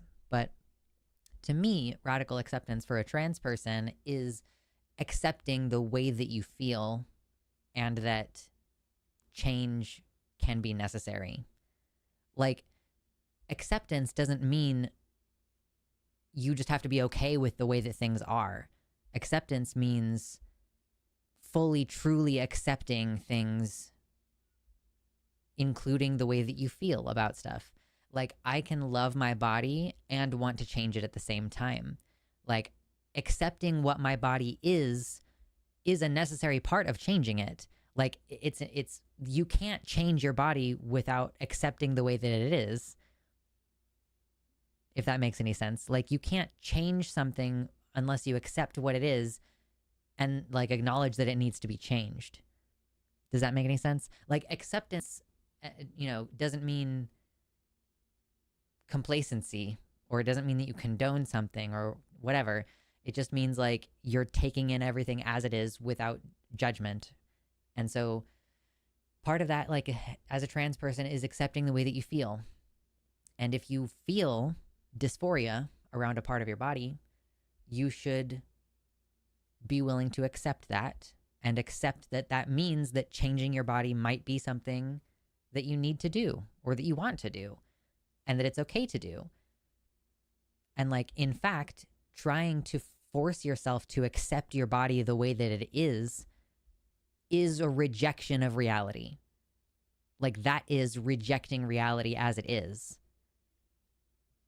and like you're casting judgment on your feelings and you're trying to change your feelings. Maybe a better word might be acknowledgement. Maybe. I can acknowledge, maybe. Sure. I can acknowledge that that might be an improvement in language. It's just like the way that you are using it in this particular therapeutic framework. Like acceptance means like accepting all parts of something. Like I think acknowledgement isn't the same as acceptance. Like acknowledgement feels more distant, whereas acceptance feels like you really integrate it into your heart. So yeah, I'm of the opinion that when you tell a trans person you just need to accept your body the way that it is, or you just need to accept that you were born this way, like you are actually telling them to reject the reality that they need to change, or trying to reject the reality of their feelings.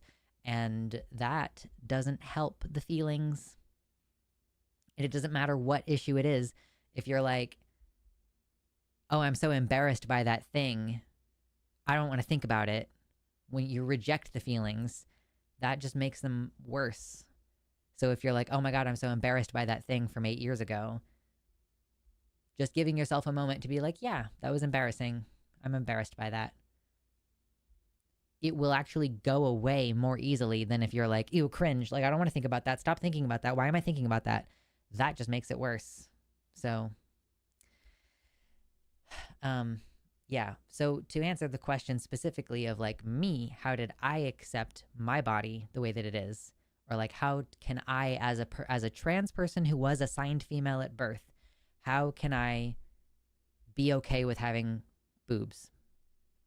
Well, because like many trans people, I came to understand truths about myself through quarantine, because I had gone from an environment where I was like in school, in class, and you know, I had been, from before that, I had been working and like always around people.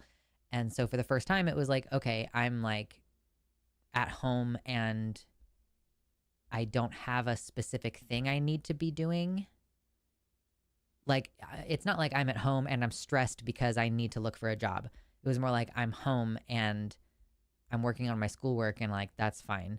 So, and like over the whole year or so, where like I periodically would have these times where I was staying home, it was the absence of pressure from other people that made me realize that I don't personally have dysphoria around my chest when it comes to me and my feeling of wholeness in my body.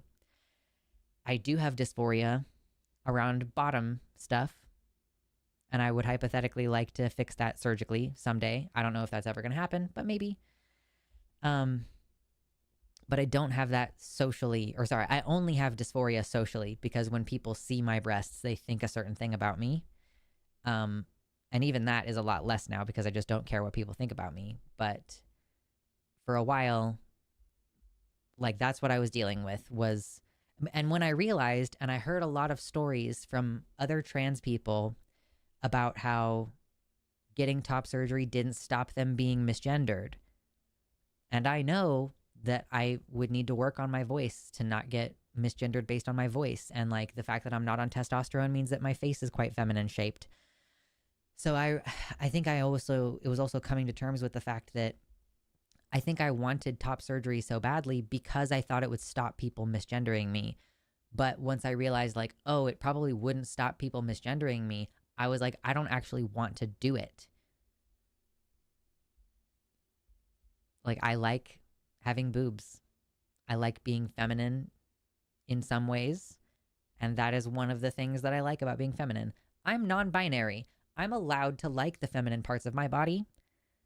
And like, I mean, so is a trans man, but I'm just like, there is no set path for me. And I think that that is a pressure that I have felt as a trans masculine person, to be like, oh, well, you have to keep your hair short and you can't paint your nails and you have to get top surgery.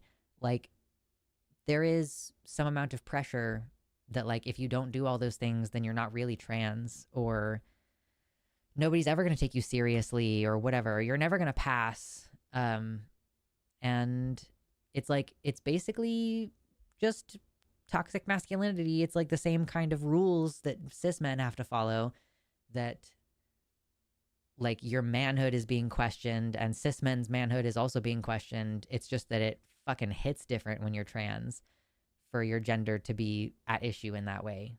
It's like, oh, you're not even a real man. Like, but it's like even more serious to be told like you're not a real man, because like, oh, you're not even trying to be a real man. You're saying you want everybody to respect your pronouns, but you won't even act the part. And so it's quite destructive, in my opinion, to have those expectations. So just, I always just say, like, do what you want to do. Don't worry about the label. Just do whichever individual things are going to make you the happiest.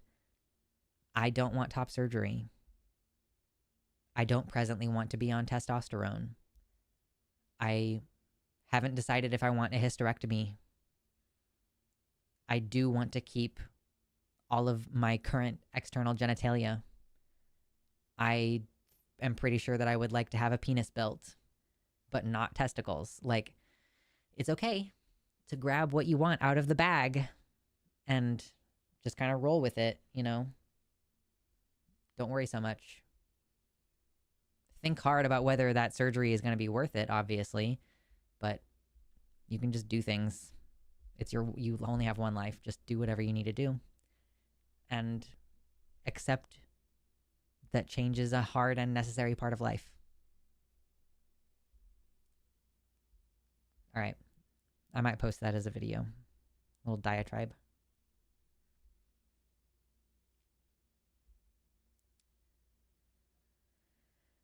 What's up, Martian NB? I understand, but I am the opposite. The reason I got the top lop is that the sensory issues were a nightmare for me. Yeah, like, so if you personally are like, I personally don't like how it feels, then totally. But I don't mind. Like, yeah. Now that I'm finally getting to a place where I have that, like, crease under the boob. I've been a member of the small titty committee for a long time. And now that I'm finally getting that little bit of a crease under it, I'm like, oh, that sucks. It's like sweaty under there. But, you know.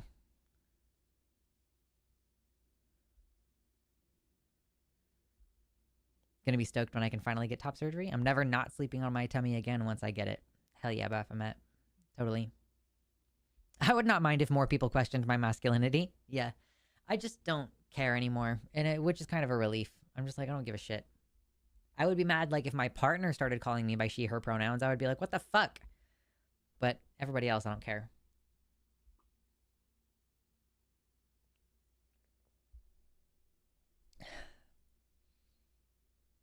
Yeah, I would be big mad if that happened. Itty bitty titty brigade, itty bitty titty committee. Yep. The IBTC.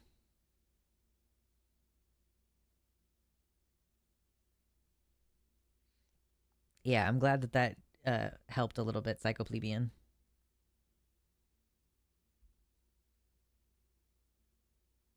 I accept that I have a body, and I accept that it prompts my gender dysphoria. Totally. I don't even have an itchy scalp. It just feels really nice. Ooh, feels nice. I feel validated by my under boob sweat. Listen, girl, I know. It's like, ooh. And like I honestly think that it's kind of cool, that thing that, like, if you're laying on your back and your boobs kind of go to the side. That's kind of cool. The side boob.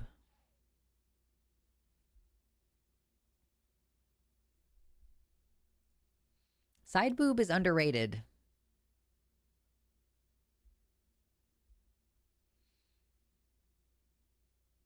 Soft says, now that I've embraced being an AFAB NB, the he/they pronouns have been calling me. Totally. Just try shit out.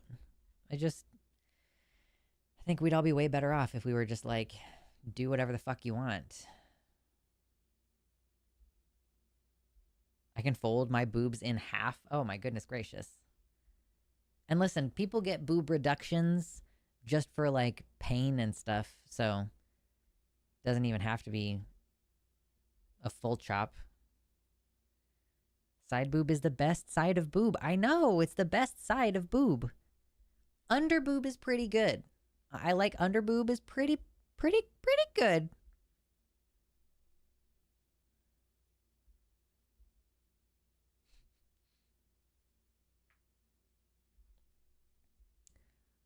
Nice. Martian says, I was in the medium titty committee doing well, gardening a ton, starting to get involved with local mutual aid groups, and got my first podcast episode out.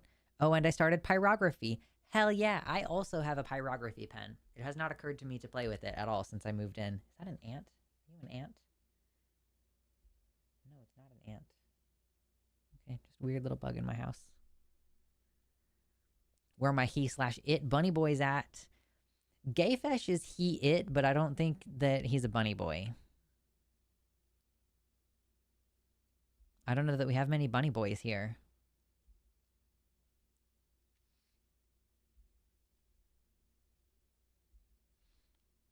Oh my god, dude. I don't normally get like my throat hurts this bad this early on in the show. But it do. It is sore. Honestly, every part of boob is the best part. I say as more of a butt person. I mean, yeah. I don't know which I'm more partial to. I don't really think about this very often. He's a fish boy. Not here today. Yeah, no, not here today. I guess like hips and ass are pretty good. They're just all really good features that have different they have different things that are good about them.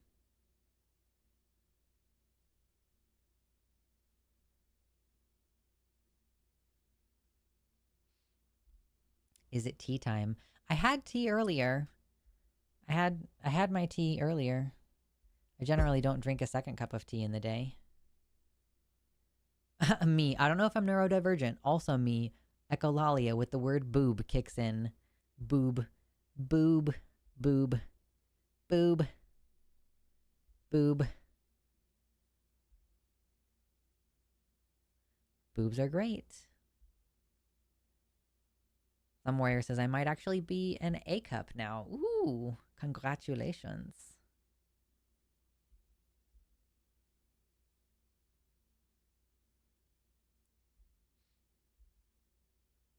So many things can be fun and nice. Why choose even just appreciate? Why choose even just appreciate whatever you like? I do like the things. I like many things. Many things are good.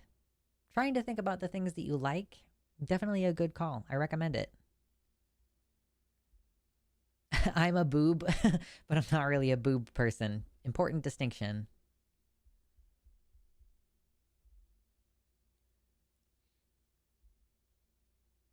I didn't have a lesbian phase as a trans guy. Like, I know a lot of trans guys go through like a lesbian phase when they're teenagers. I didn't.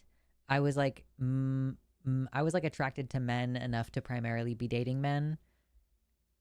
So I mostly have had like what feels more like a gay trans man experience versus like a lesbian who became a trans man experience.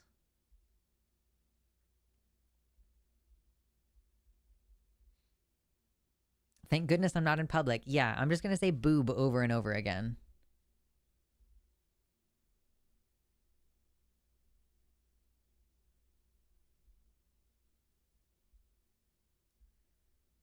As a pan person, I've always wondered what options there could be besides D word and P word. Um, yeah, I mean, there's people who are nulls, and there's people with micro penises, and there's people who have like an external vulva but in zero depth vagina. There's a lot of interesting little combos there.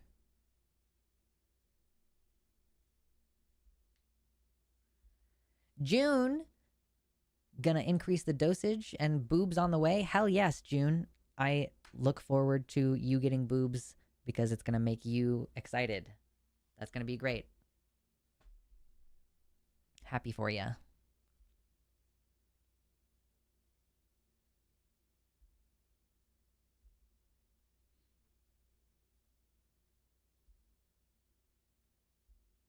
Wouldn't it be cool if we could get to a surgical place where it's like that one it's like that one episode of ContraPoints from like really long time ago where she put like an entire dead octopus over her crotch.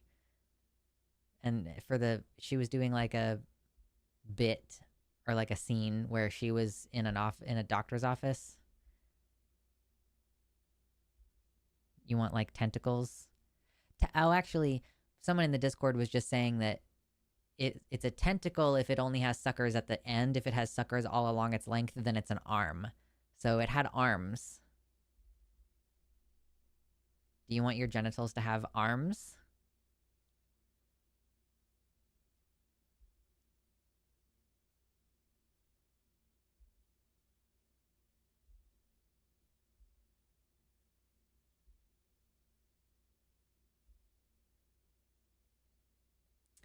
A cis female friend of mine mentioned how she saw lots of trans men and trans masks on lesbian dating apps after she learned she was a lesbian and started getting into lesbian dating. And she thought, you do you, but what does it say about me if I'm unwilling to date men but willing to date a trans man? And I'm like, haha, yes, I understand. I mean,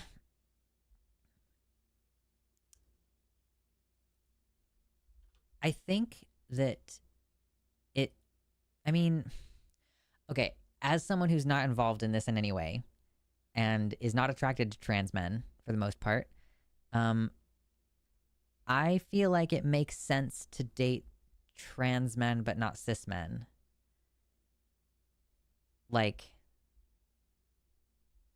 I, I don't know, man. It just, there's like a commonality of experience. And it's not like you're not dating cis men because you're not attracted to them. I think for the most part, people who are willing to date trans men but not cis men, it's because cis men are socially very disagreeable and like not great company. Like it's not great to be around them because they don't think about the same kind of things. They don't have the same kind of considerations. They don't notice the same things. Like they grew up in a way that was quite different. So I think like it makes sense that trans men are like men that you can be attracted to who also have shit in common with you. Like I get it. Become cloaca pilled. Okay.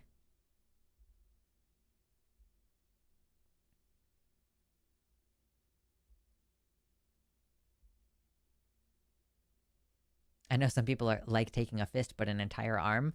I've seen crazy shit before, you know.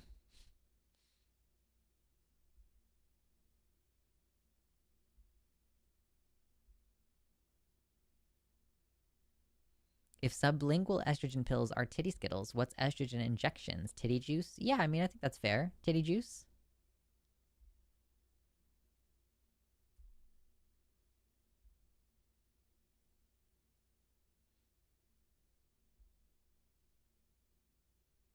New meaning to the phrase getting swole. True. Yeah. My genital arms. Jesus, I'm keep being really thirsty too.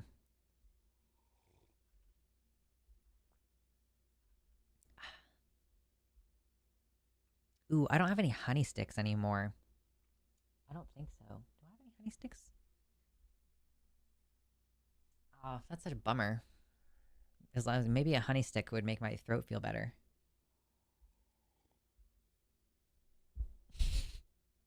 We do kind of suck. It's not about sucking. Like, I want to be clear. I'm not trying to talk shit on cis men because you all inherently suck. It's like, it's just like a difference in how you were raised and like what kind of shit you think about and what kind of shit you pay attention to and like how you communicate. Like, it just is different in a way that can be kind of tiring. But it is also tiring as an autistic person to try to talk to non autistic people, even if they are not men. So it's like just different social stuff. And I'm like, clearly, I don't hate it completely because I am still with a cis man who I have been with for 16 years.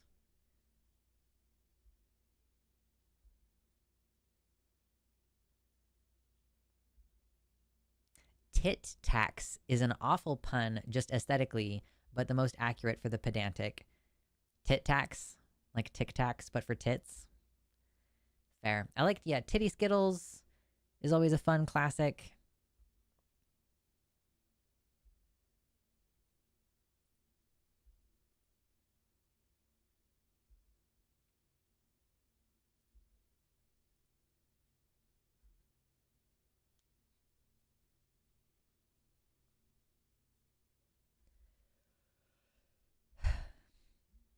it is just a little bit shitty that, to be fair, talking about politics did take up a huge portion of our time. So, like, I could sit here and talk for 2.5 hours, just me talking, and then segue into talking about politics, and that gives us that extra hour and a half of content. Um, and like the fact that I just am not interested in that. I haven't been looking at Blue Sky. I was in like Blue Sky for a little bit earlier today, but it was basically just long enough to like check whether I had any notifications and then leave. Hey, June, you got your stickers? Nice. That was pretty prompt. Quicker than I would have expected. I'm a fan of antibiotics, but that has nothing to do with tits. Yeah. Antibiotics is a cute one.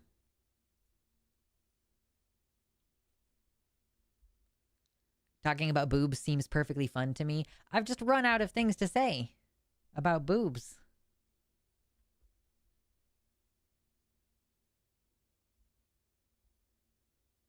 Blue Sky sucks, but Twitter is way worse. Oh yeah, I mean, obviously there's like rude people on Twitter and like, yeah, whatever, but it's still about like, I have followed a bunch of leftists on Blue Sky, so I see a bunch of politics shit.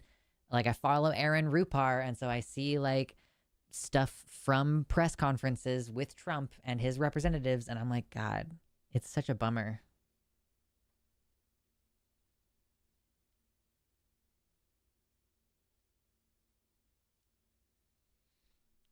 Oh, Baphomet giving us the case for T.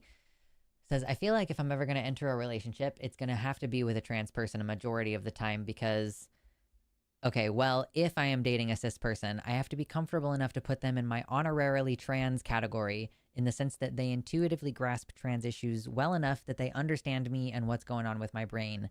And I can count the number of cis people I know like that on one hand. Yeah. Sometimes it throws me off. Like, I feel like my partner, I felt for a long time like he did not understand anything about my transness and that he did not think about it very much. But I think it's more normalized now. Or, you know, I would be like, hey, did you avoid doing this because you were worried that it might cause me dysphoria? And he would be like, no.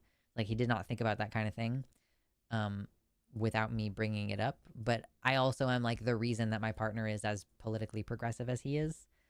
It's like he is progressive, but like he definitely wouldn't have given a shit about the trans issue except that he's with someone who is trans. So, you know, I don't really need him to know everything about my subculture. Just remember, it's all about the mouthfeel. True. I've been seeing more goofy shit on Blue Sky. I guess it's how you engage with it. No, but that's the whole point of Blue Sky, is that it's not about how you engage with it. There is no algorithm.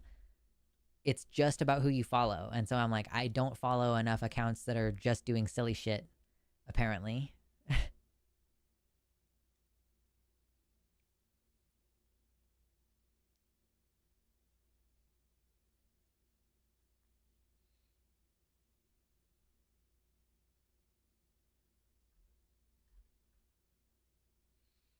Bunny boys in the chat. Bunny boys.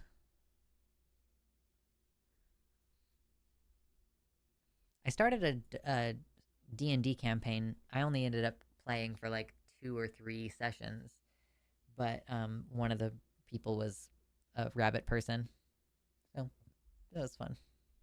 We had a rabbit person and a hobbit person, so we had 2 shorties.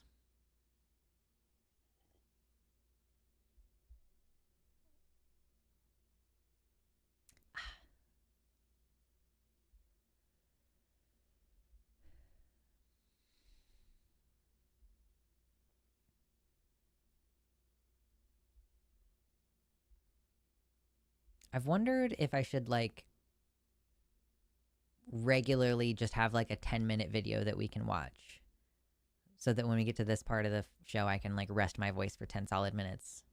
Or maybe not 10 solid minutes, but you know, a couple minutes at a time while we just like watch and react to something. I would transition into a changeling if I could, but it would all be women of various expressions. Cute. I like that idea. Shapeshifter, basically. I remember I wanted to be a dolphin or otter when I was younger. I guess I'm kind of an otter build. Hey, listen. I had a phase where I was really into dolphins. I didn't want to be a dolphin, but I was really into them. I think it might have just been like maybe one of my aunts was really into them, and I just kind of picked it up from there. No, I haven't seen that. Baphomet asks, speaking of rabbit people, have you seen those gay-ass comics with the gay-ass bunny twink and his gay-ass criminal BF? Gay-ass criminal dog BF? No, I haven't seen that. I have no idea. Is this not just Zootopia 2?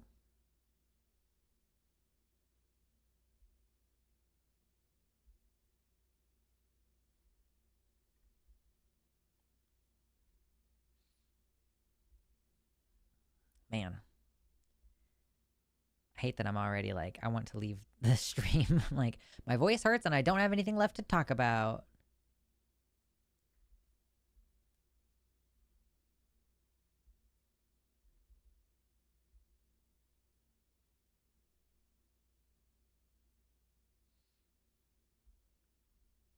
Like, I don't think that anyone in my audience watches The Last of Us, so I can't talk about the season finale of The Last of Us. Like, y'all don't care about that. I don't have any specific observations to make yet. I feel like I had an observation occur to me and then I forgot it, so I might have to go back and like watch the finale again and have more thoughts.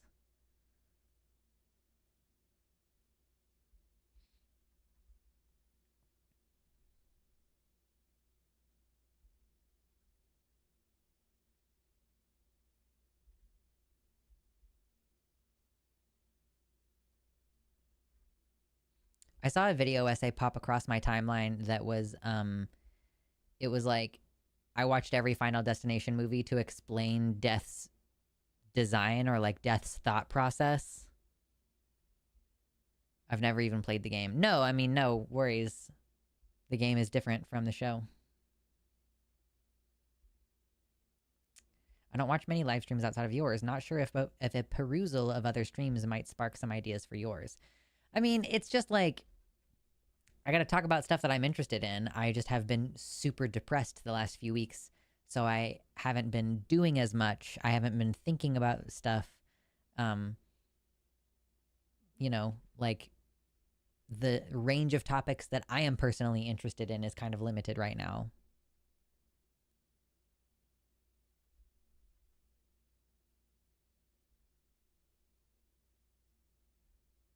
Did I tell you guys that I'm thinking about getting corsets for like a medical reason?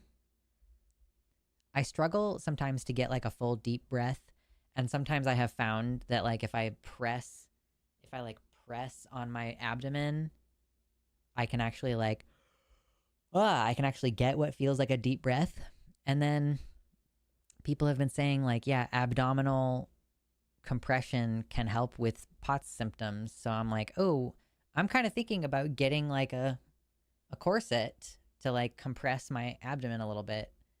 I don't know how well it would work if I sat down, like if I would have to take it off in order to sit down in my chair. Kind of sucks that being super depressed also impacts your income. Yeah, totally. Yeah, trust. This is part of why I want more structure. Like, if I work for someone, then I can like continue to have external motivation beyond just like whatever I can bring myself to give a shit about. That's a POTS symptom? Yeah, it is a POTS symptom. Yeah, that's why I know I have POTS.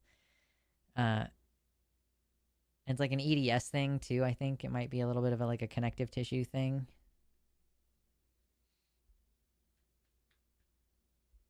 I already wear compression socks. Like, I wear compression socks every day, baby.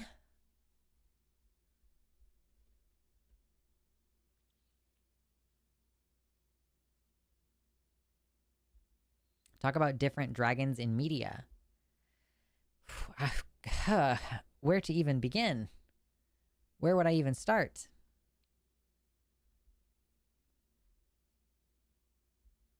He just got diagnosed last year. Hell yeah.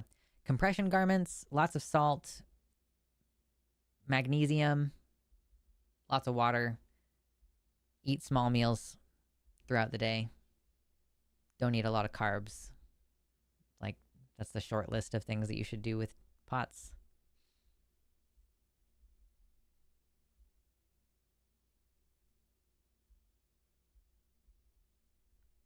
I mean, to be fair, Glidus did a really good job talking about the definition of what is a dragon, if you are familiar. Or was this even on his main channel? How many legs should dragons have is a 37-minute video by Glidus that I highly recommend. It's not the most riveting video, but I thoroughly enjoyed it. So I would recommend watching it. It has like the least views. Oh no, that's not true. It's like the second least of his last 5 videos. How many legs? How many?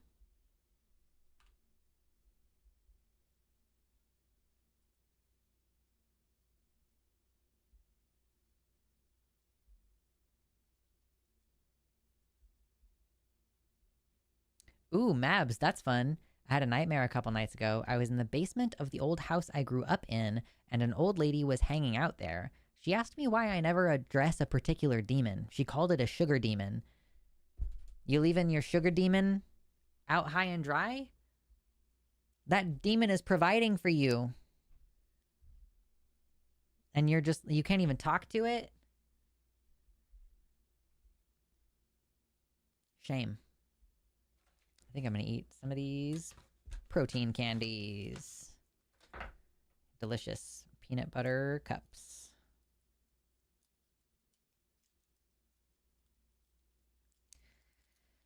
I think as far as like if a dragon is going to have 4 legs and 2 wings, I feel like we should see other creatures that also have 6 limbs. But I don't know. There's kind of always you can sort of always fall back on the whatever it's magic explanation. I just personally prefer a little bit more realism. Sue me.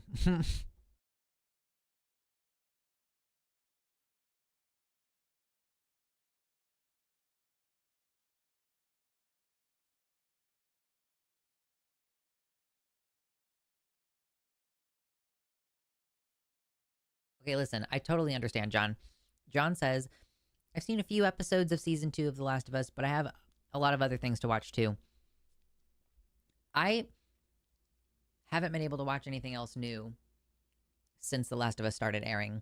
I'm like, Andor season 2 is also out, and I haven't watched it yet because I'm like so enraptured by The Last of Us. Like, The Last of Us is my favorite TV show right now. And I just find it so difficult to split my attention and think about anything else.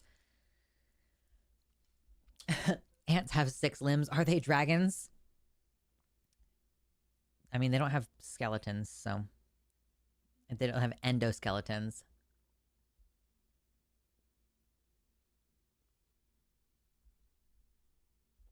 I get hyper-focused on things, and it's like...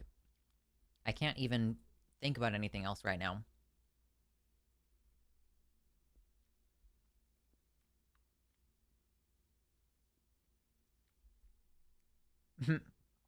Martian, yeah. I thought a dragon has 4 legs and wings, and wyverns have 2 legs and wing-leg combos. I mean, the answer is, like, historically speaking, dragons have always been called dragons, and they've always had numerous different combinations of limbs.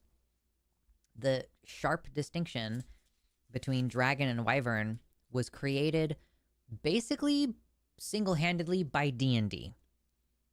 Like, historically, through the entire historical record of the representation of dragons, they have always been whatever that individual creator wants them to be like.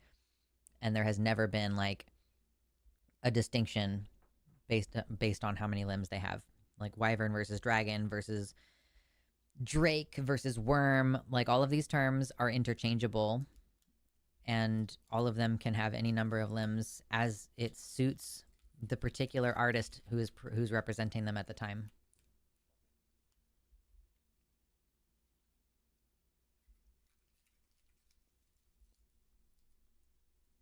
Been getting into Breaking Bad. Ooh, I have no interest in doing that, but I understand that it's very good television. That's what I'm told anyway.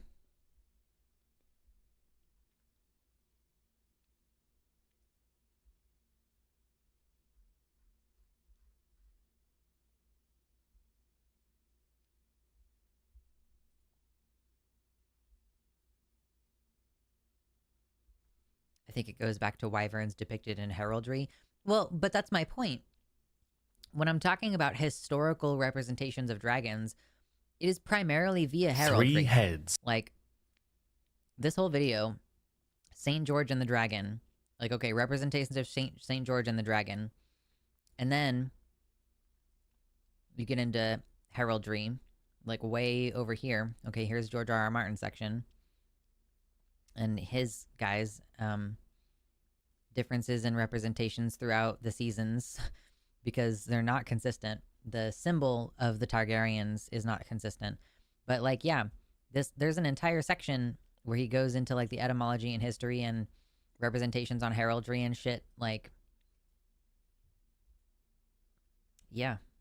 So it's actually a really interesting historical topic. Big shout out to Glidus.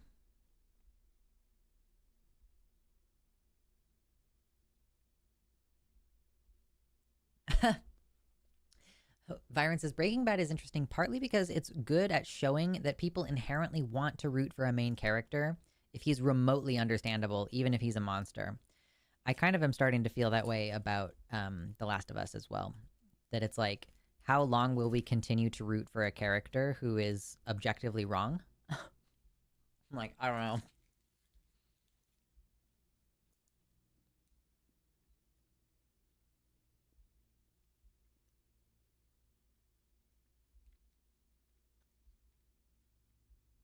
Martian Envy says, I used to get to season 2 of Breaking Bad and then stop, but I finally finished it. Cool. It just doesn't seem like something that I'd be interested in watching.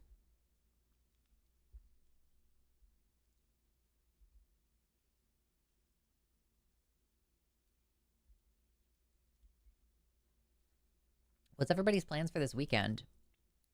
Memorial Day was last weekend, so we get a short week this week. Like, I'm not going to be on the Transatlantic Call-In show tomorrow. I think that's going to be Josie and Ben. And then I'll be back on... I don't actually know. We don't have a schedule for June. I'll have to bother Arden about that this week and see if she's working on a schedule. So I don't know about Takis. Obviously, June 1st is the first day of Pride, so we can celebrate that a little bit if we want to. On Saturday, my husband and I are going bowling. It's going to be fun. I might see if we can go to the Humane Society on Saturday as well. I might be like, hey, can we stop by and see if we can meet some of the kitty cats, or at least walk past the kitty cats? Because we want to get my cat a friend. But primarily, we definitely already have the plan to go bowling, so I'm excited to go bowling. And like over the next couple days, like, yeah, I'm just going to be like, I'm going to be kind of in stasis mode. You know when you go into waiting mode and you're just like waiting for a thing? Like, I'm waiting for this email. I will send out an email this evening just being like, hey, follow up. Really interested in this opportunity. If you can't reach me by phone, please don't hesitate to reach out by my email. So I'm probably going to spend the next couple of days reading the rest of Invincible, because I'm trying to avoid like repeatedly checking my email or like getting stuck in social media loops.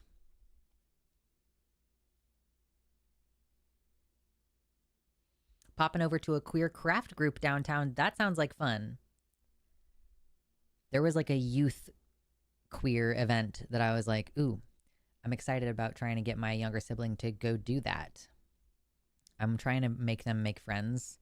It's hard when you're like they're working on their GED and they're doing it from home right now. So it's like, hard to meet people if you don't have a job or you're not going to school. Is it bad I want to smash Omni-Man? No, I don't think it's bad that you want to smash Omni-Man. Listen, J.K. Simmons is a really cool dude, and he voices Omni-Man, and Omni-Man is like really muscular, and he expresses passionate interest in his wife. Like, he is a sexual being in the show even. So like, I get it. Omni-Man is definitely sexy. Like, I get it. I completely understand.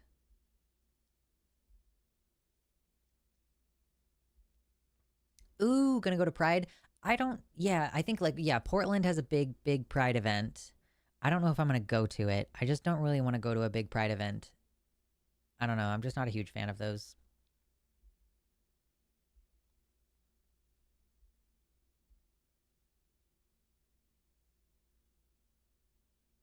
J.K. Simmons sounds very familiar.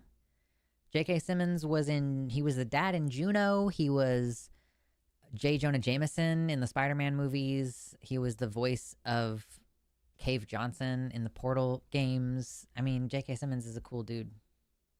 One might say that Deb pulled a baddie. I mean, listen, Nolan pulled a baddie too, if we're being real. Deb is a baddie, okay?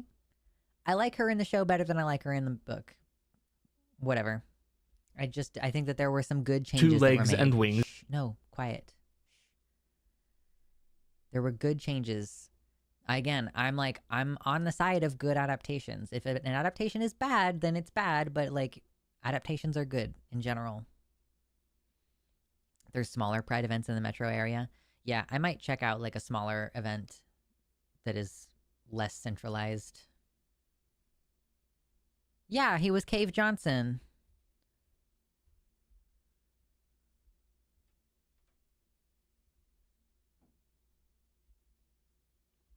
Ooh, trans cat dad. If you're still here, I don't know if you are. I just saw this video of yours from today. Why I worked as a prison guard and why I quit. That's fascinating. Shout out. I don't necessarily want to take the time to watch it right this second, but shout out. Why I worked as a prison guard and why I quit. Thumbnail says, good cops quit. Oh yeah, he also voiced Tenzin and Korra. I forget about that because I hate Korra so much. Obnoxious.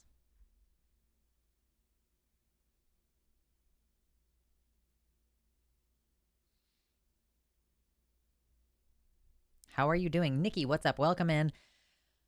I'm, I have allergies and, I'm experiencing a high degree of burnout. So I'm trying to do my best to not overwhelm myself and, still show up, still let you guys know everything's good. Try to provide some sense of stability. Listen, you can like things that are bad. That's okay. I also like things that are bad. You can like Korra. You can like things that are bad. That's fine.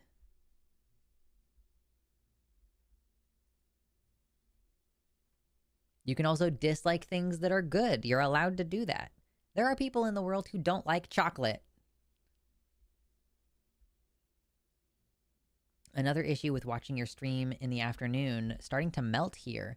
Last night was the first night I was overheated with the fan pumping air into my bedroom. Yeah, I turned off the AC earlier, and I'm starting to regret that decision. I'm definitely, like, warm right now. It is the one thing. But my AC wasn't even that loud. I just turned it off because I felt like it was getting cool enough in here that I didn't want it on anymore. So I could turn it back on and be fine, because it doesn't seem to interfere with the stream very much. So I, like, close the door to my office, and then I have, like, a cool office. It's good.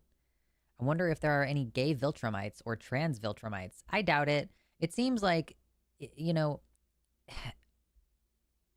I may need to drop out and go stand in front of my AC. Yeah, no worries. Absolutely. If you need to take care of yourself. I know it sucks in the PNW and in England. It's hard when your buildings are, like, designed to keep warmth inside and they don't have central air.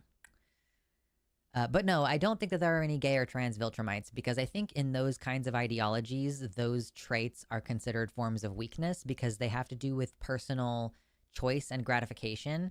And the Viltrumite society does not care about individuality in that way. Like they're all about like I have to serve the cause, like I have to serve my people. And so yeah, I think that that level of individuality is just like not interested. Viltrumites strike me as a species that doesn't really do romance. Yeah, they don't seem like they really do romance. And like for practical reasons for them, like they might copulate to breed, but I think it might actually be canon that Viltrumites don't have sex for pleasure. They do have sex like for utilitarian breeding purposes.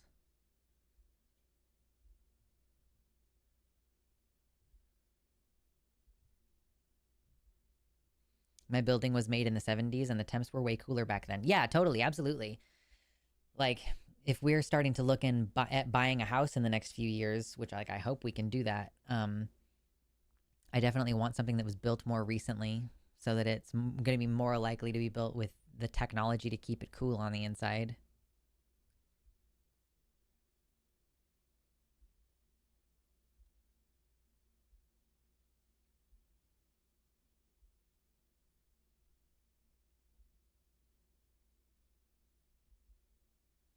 Yeah, I'm deep enough in Invincible that I'm like, I got to be real mindful of where we left off in the show for those of you who have even seen the show. Or like, I try not to get too in depth about things.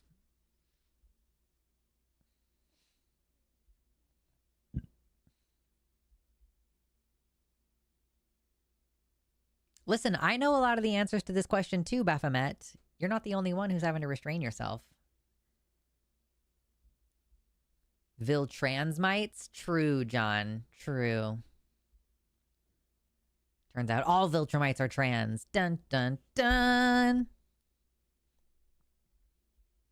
Wouldn't that be fun?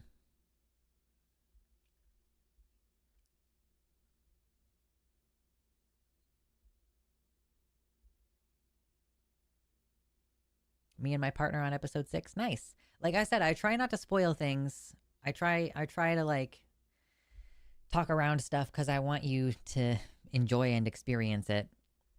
It's like on stream, especially. Like if I make a video about it, of course, I'll say like spoiler alert at the beginning and like only watch this video if you've already seen it, kind of shit. But it's not fair to spring that on you in the middle of a live stream.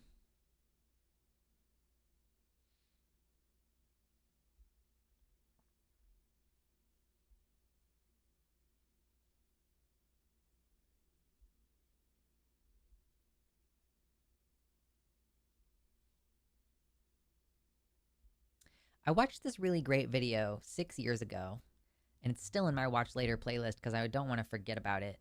Um, but it's called Trans Identities and the Nazi, or sorry, Transgender Identities and the Police in Nazi Germany. It's from the OSU School of History, Philosophy, and Religion. And this video is really great because it talks about like how trans people were being treated in the Weimar Republic and like they were um how they were persecuted, like, and this person mentioned that like trans people weren't noticed in the same way as they are now because gender in public was very distinguished based on how you dressed. So if you looked at someone, you could pretty easily tell because nobody was gender nonconforming for the most part. And if someone was gender nonconforming, then they would be the concern was that they were a spy who was hiding their identity, and not so much that like they were trans and that was against some kind of moral rule or something. So I thought that that was an interesting video. It's worth checking out.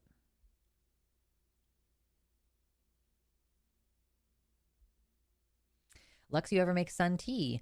I did make sun tea one time. I made dandelion sun tea. I haven't done it recently. I was thinking recently about making myself some cold brew coffee though. It's like too of the same things, like a slow infusion.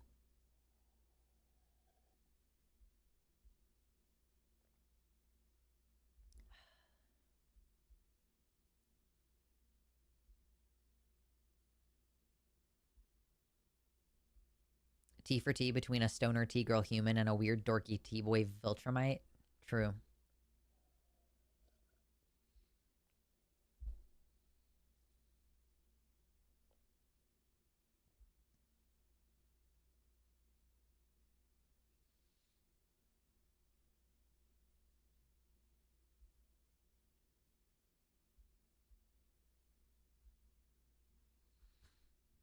Realistically they can experience romance. I wonder if it's a little bit like Vulcans, where it's like they actually do feel very passionately, and they just are in the habit of suppressing certain emotions. I love dandelion tea. I know. I don't have anywhere I can collect dandelion without being concerned that it would be sprayed. So no dandelion for me. I guess I could always buy dandelion greens from like the Asian market or something, but not the flowers.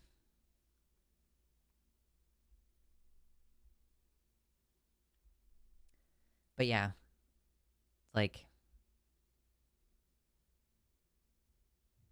I mean there's like so little to go off of for like what even there is of Viltrumite culture. It's like, oh, they're a warrior race. Like, okay, yeah, let me just take that directly from Dragon Ball Z. They're a warrior race. They only have sex for procreation. Like, they are just fighting things, and that's it. They fight and they like strong women. I'm like, okay, obviously, it just takes. It's like it's the mystery. It's like part of what keeps you hooked on a story is like wanting to find out more about um, this experience, or like I don't know, wanting to find out more about. I don't know, man. I lost my thought. I lost my train of thought.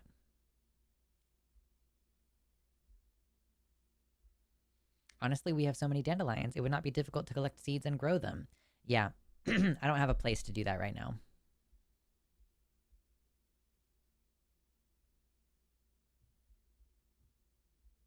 Mathercat, hello. Haven't seen you in a bit. This is torture. I mean, again, I'm deep enough in it that I know more about Viltrumite culture.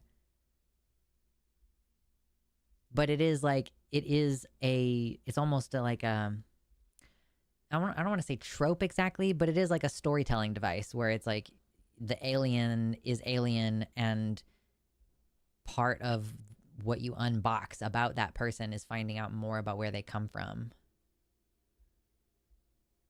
Just use your neighbor's yard. Yeah, fair enough. But what's going to stop my neighbors from spraying the dandelions, and then I can't even eat the dandelions?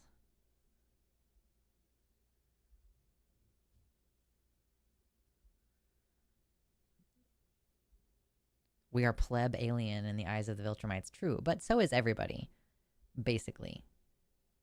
They're like, oh, you're not as good as us. You're not as good as we are. We're too good for you. You're beneath me. Like, it's very white supremacist in that way.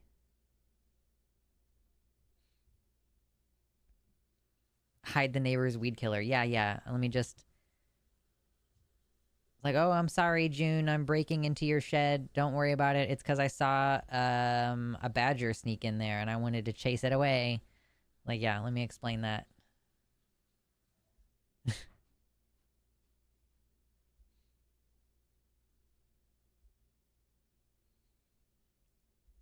I do think sun tea is delicious, though, even though I haven't done it in a few years. And I don't have like a large enough volume of tea to be willing to make a sun tea. Like, I have a bunch of expensive teas that I'm starting to run low on.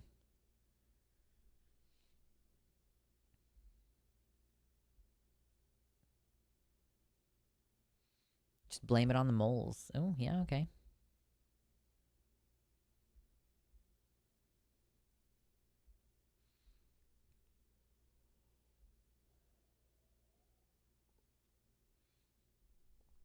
I need to like compile a list of all the places that I want to go in this part of the world. Like I want to go to the last Blockbuster. Like I'm curious about visiting the last Blockbuster. Um like I want to go to more of the towns on the beach. I want to go to Tillamook. Like I want to start putting together like a list of waterfalls and stuff that I want to go visit. Various hiking trails, etc.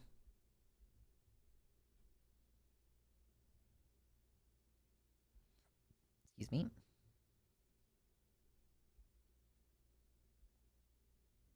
I use cheap bagged teas for my sun tea, add in some lemon, and let it seep for an afternoon.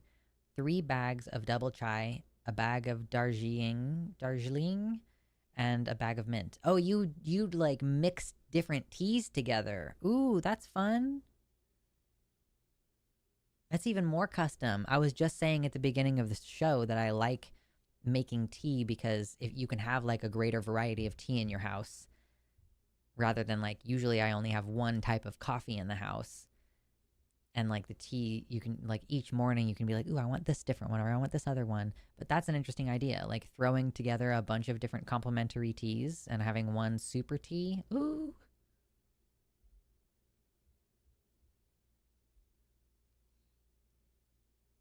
The northwest corner of the continental US is really pretty and an easy hike. I don't know if it's an easy hike, for me at least, but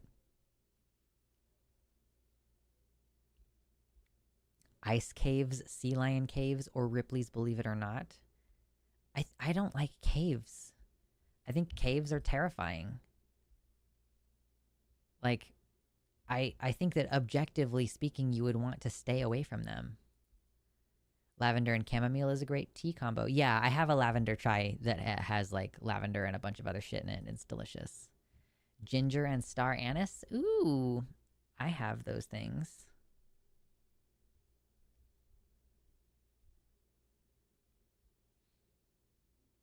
Yum.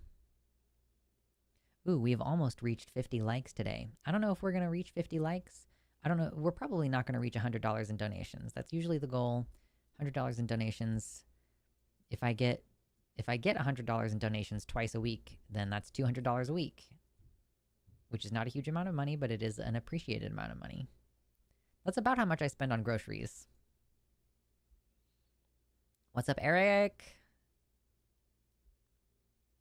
Yeah, I just think caves are creepy. I mean, like, it's not even like I would have decided not to like caves already. I think it is actually just the sheer amount of information I know about how terrifying caves are.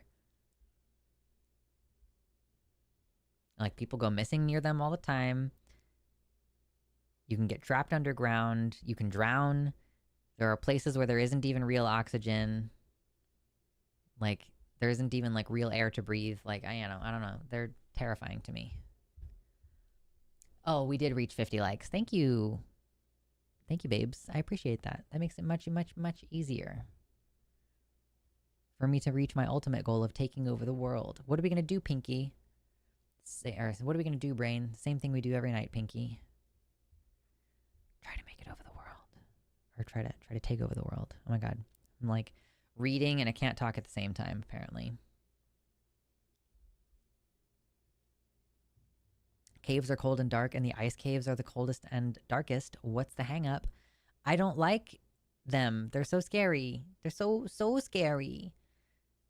But my fear of caves is logical. My fear of the ocean is very illogical, and I'll be the first to admit that.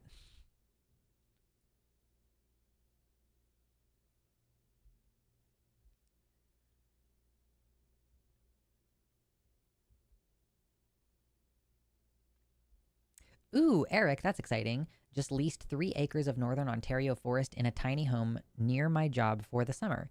Very excited. The owner gave me some fishing nets randomly, too. Ooh, yes. I can't wait until we can go fishing. It's like I moved in January, so it's only been like 4 months. I still have like 2 months before I can get my fishing and hunting license, which is sad. Deep ocean is scary. Yeah, but I get freaked out by the top of the ocean, too. I'm more freaked out by the deepness of the ocean, but I do get freaked out at the top of the ocean also. Not a big ocean fan. Beach, fine. Big fan of beach. Beach is good. Ocean, no thank you. Oh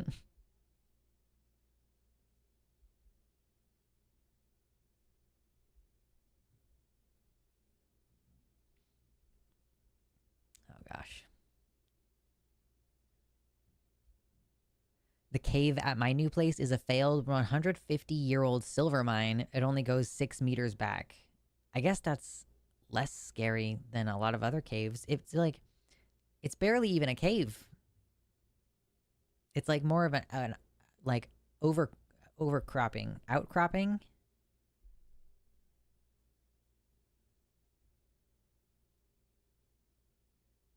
Hmm.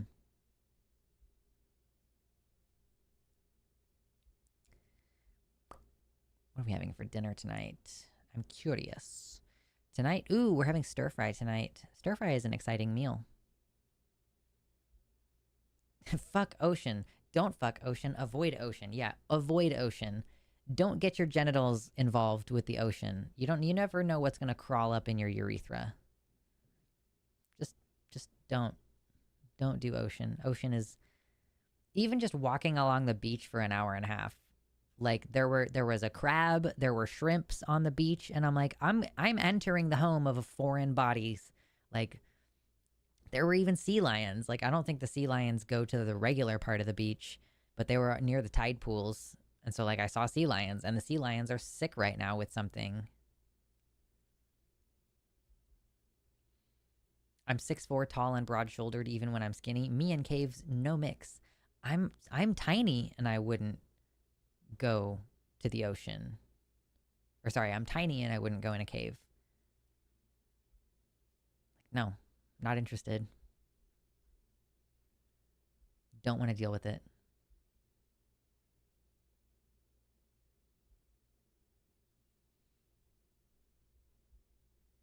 Don't like caves. Don't like ocean.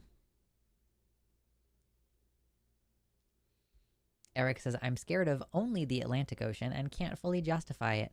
Arctic Ocean is based, Pacific is a friend, Atlantic evil.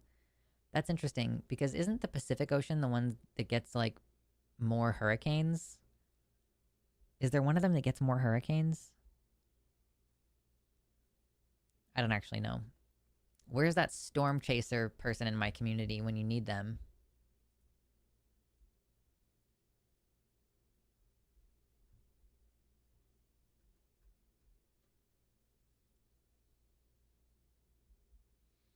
Oh, I'm gonna watch Elliot Page's movie this week. I'll record a video talking about it, upload that next week. It's gonna be good.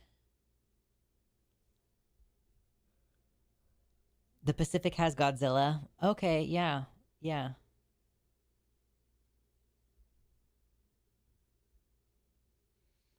But I mean, he can go anywhere, right? He's not stuck in the Pacific. It's just, is that where his territory is? Watch out if you live in Hawaii. What's his movie called? The Elliot Page's movie is called Close to You. Close to You. It's on Netflix, apparently. Netflix claims that it's on Netflix. Or you could watch it for $4 on YouTube or whatever. But yeah, it's about a trans man revisiting his hometown, facing family tensions, reconnecting with an old flame, rediscovering himself. His journey leads to self-acceptance and newfound strength. I'm pretty sure that I'm gonna clickbaity title that video like Elliot Page's transphobic family. Like, bet. I will completely take advantage. Atlantic gets the hurricanes, Pacific gets cyclones. Why are they different? What makes them different?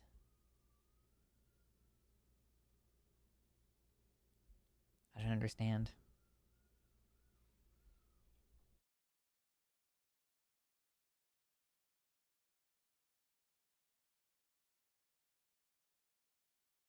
I also never watched The Umbrella Academy. I know that he was in it and that they handled his transition tastefully, but I never got around to watching it. I actually have some of the original Umbrella Academy comics. Um, like when they first came out. I wonder if they're worth any money, actually. It's a good question.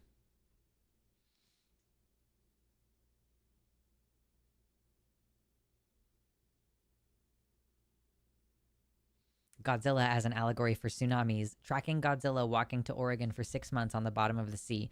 Yeah, he's just like slowly walking through the water. Like his legs are like moving real slow. Got a duck. I'm melting. Yeah, no worries, Drea. I'm thinking I'm probably gonna get out of here since my throat hurts. So I'm gonna probably get out of here, I guess.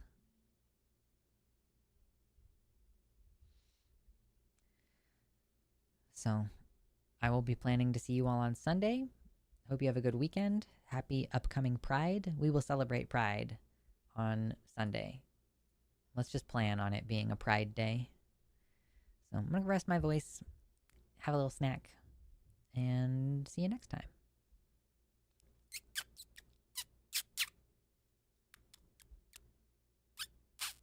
This is how I call my cat.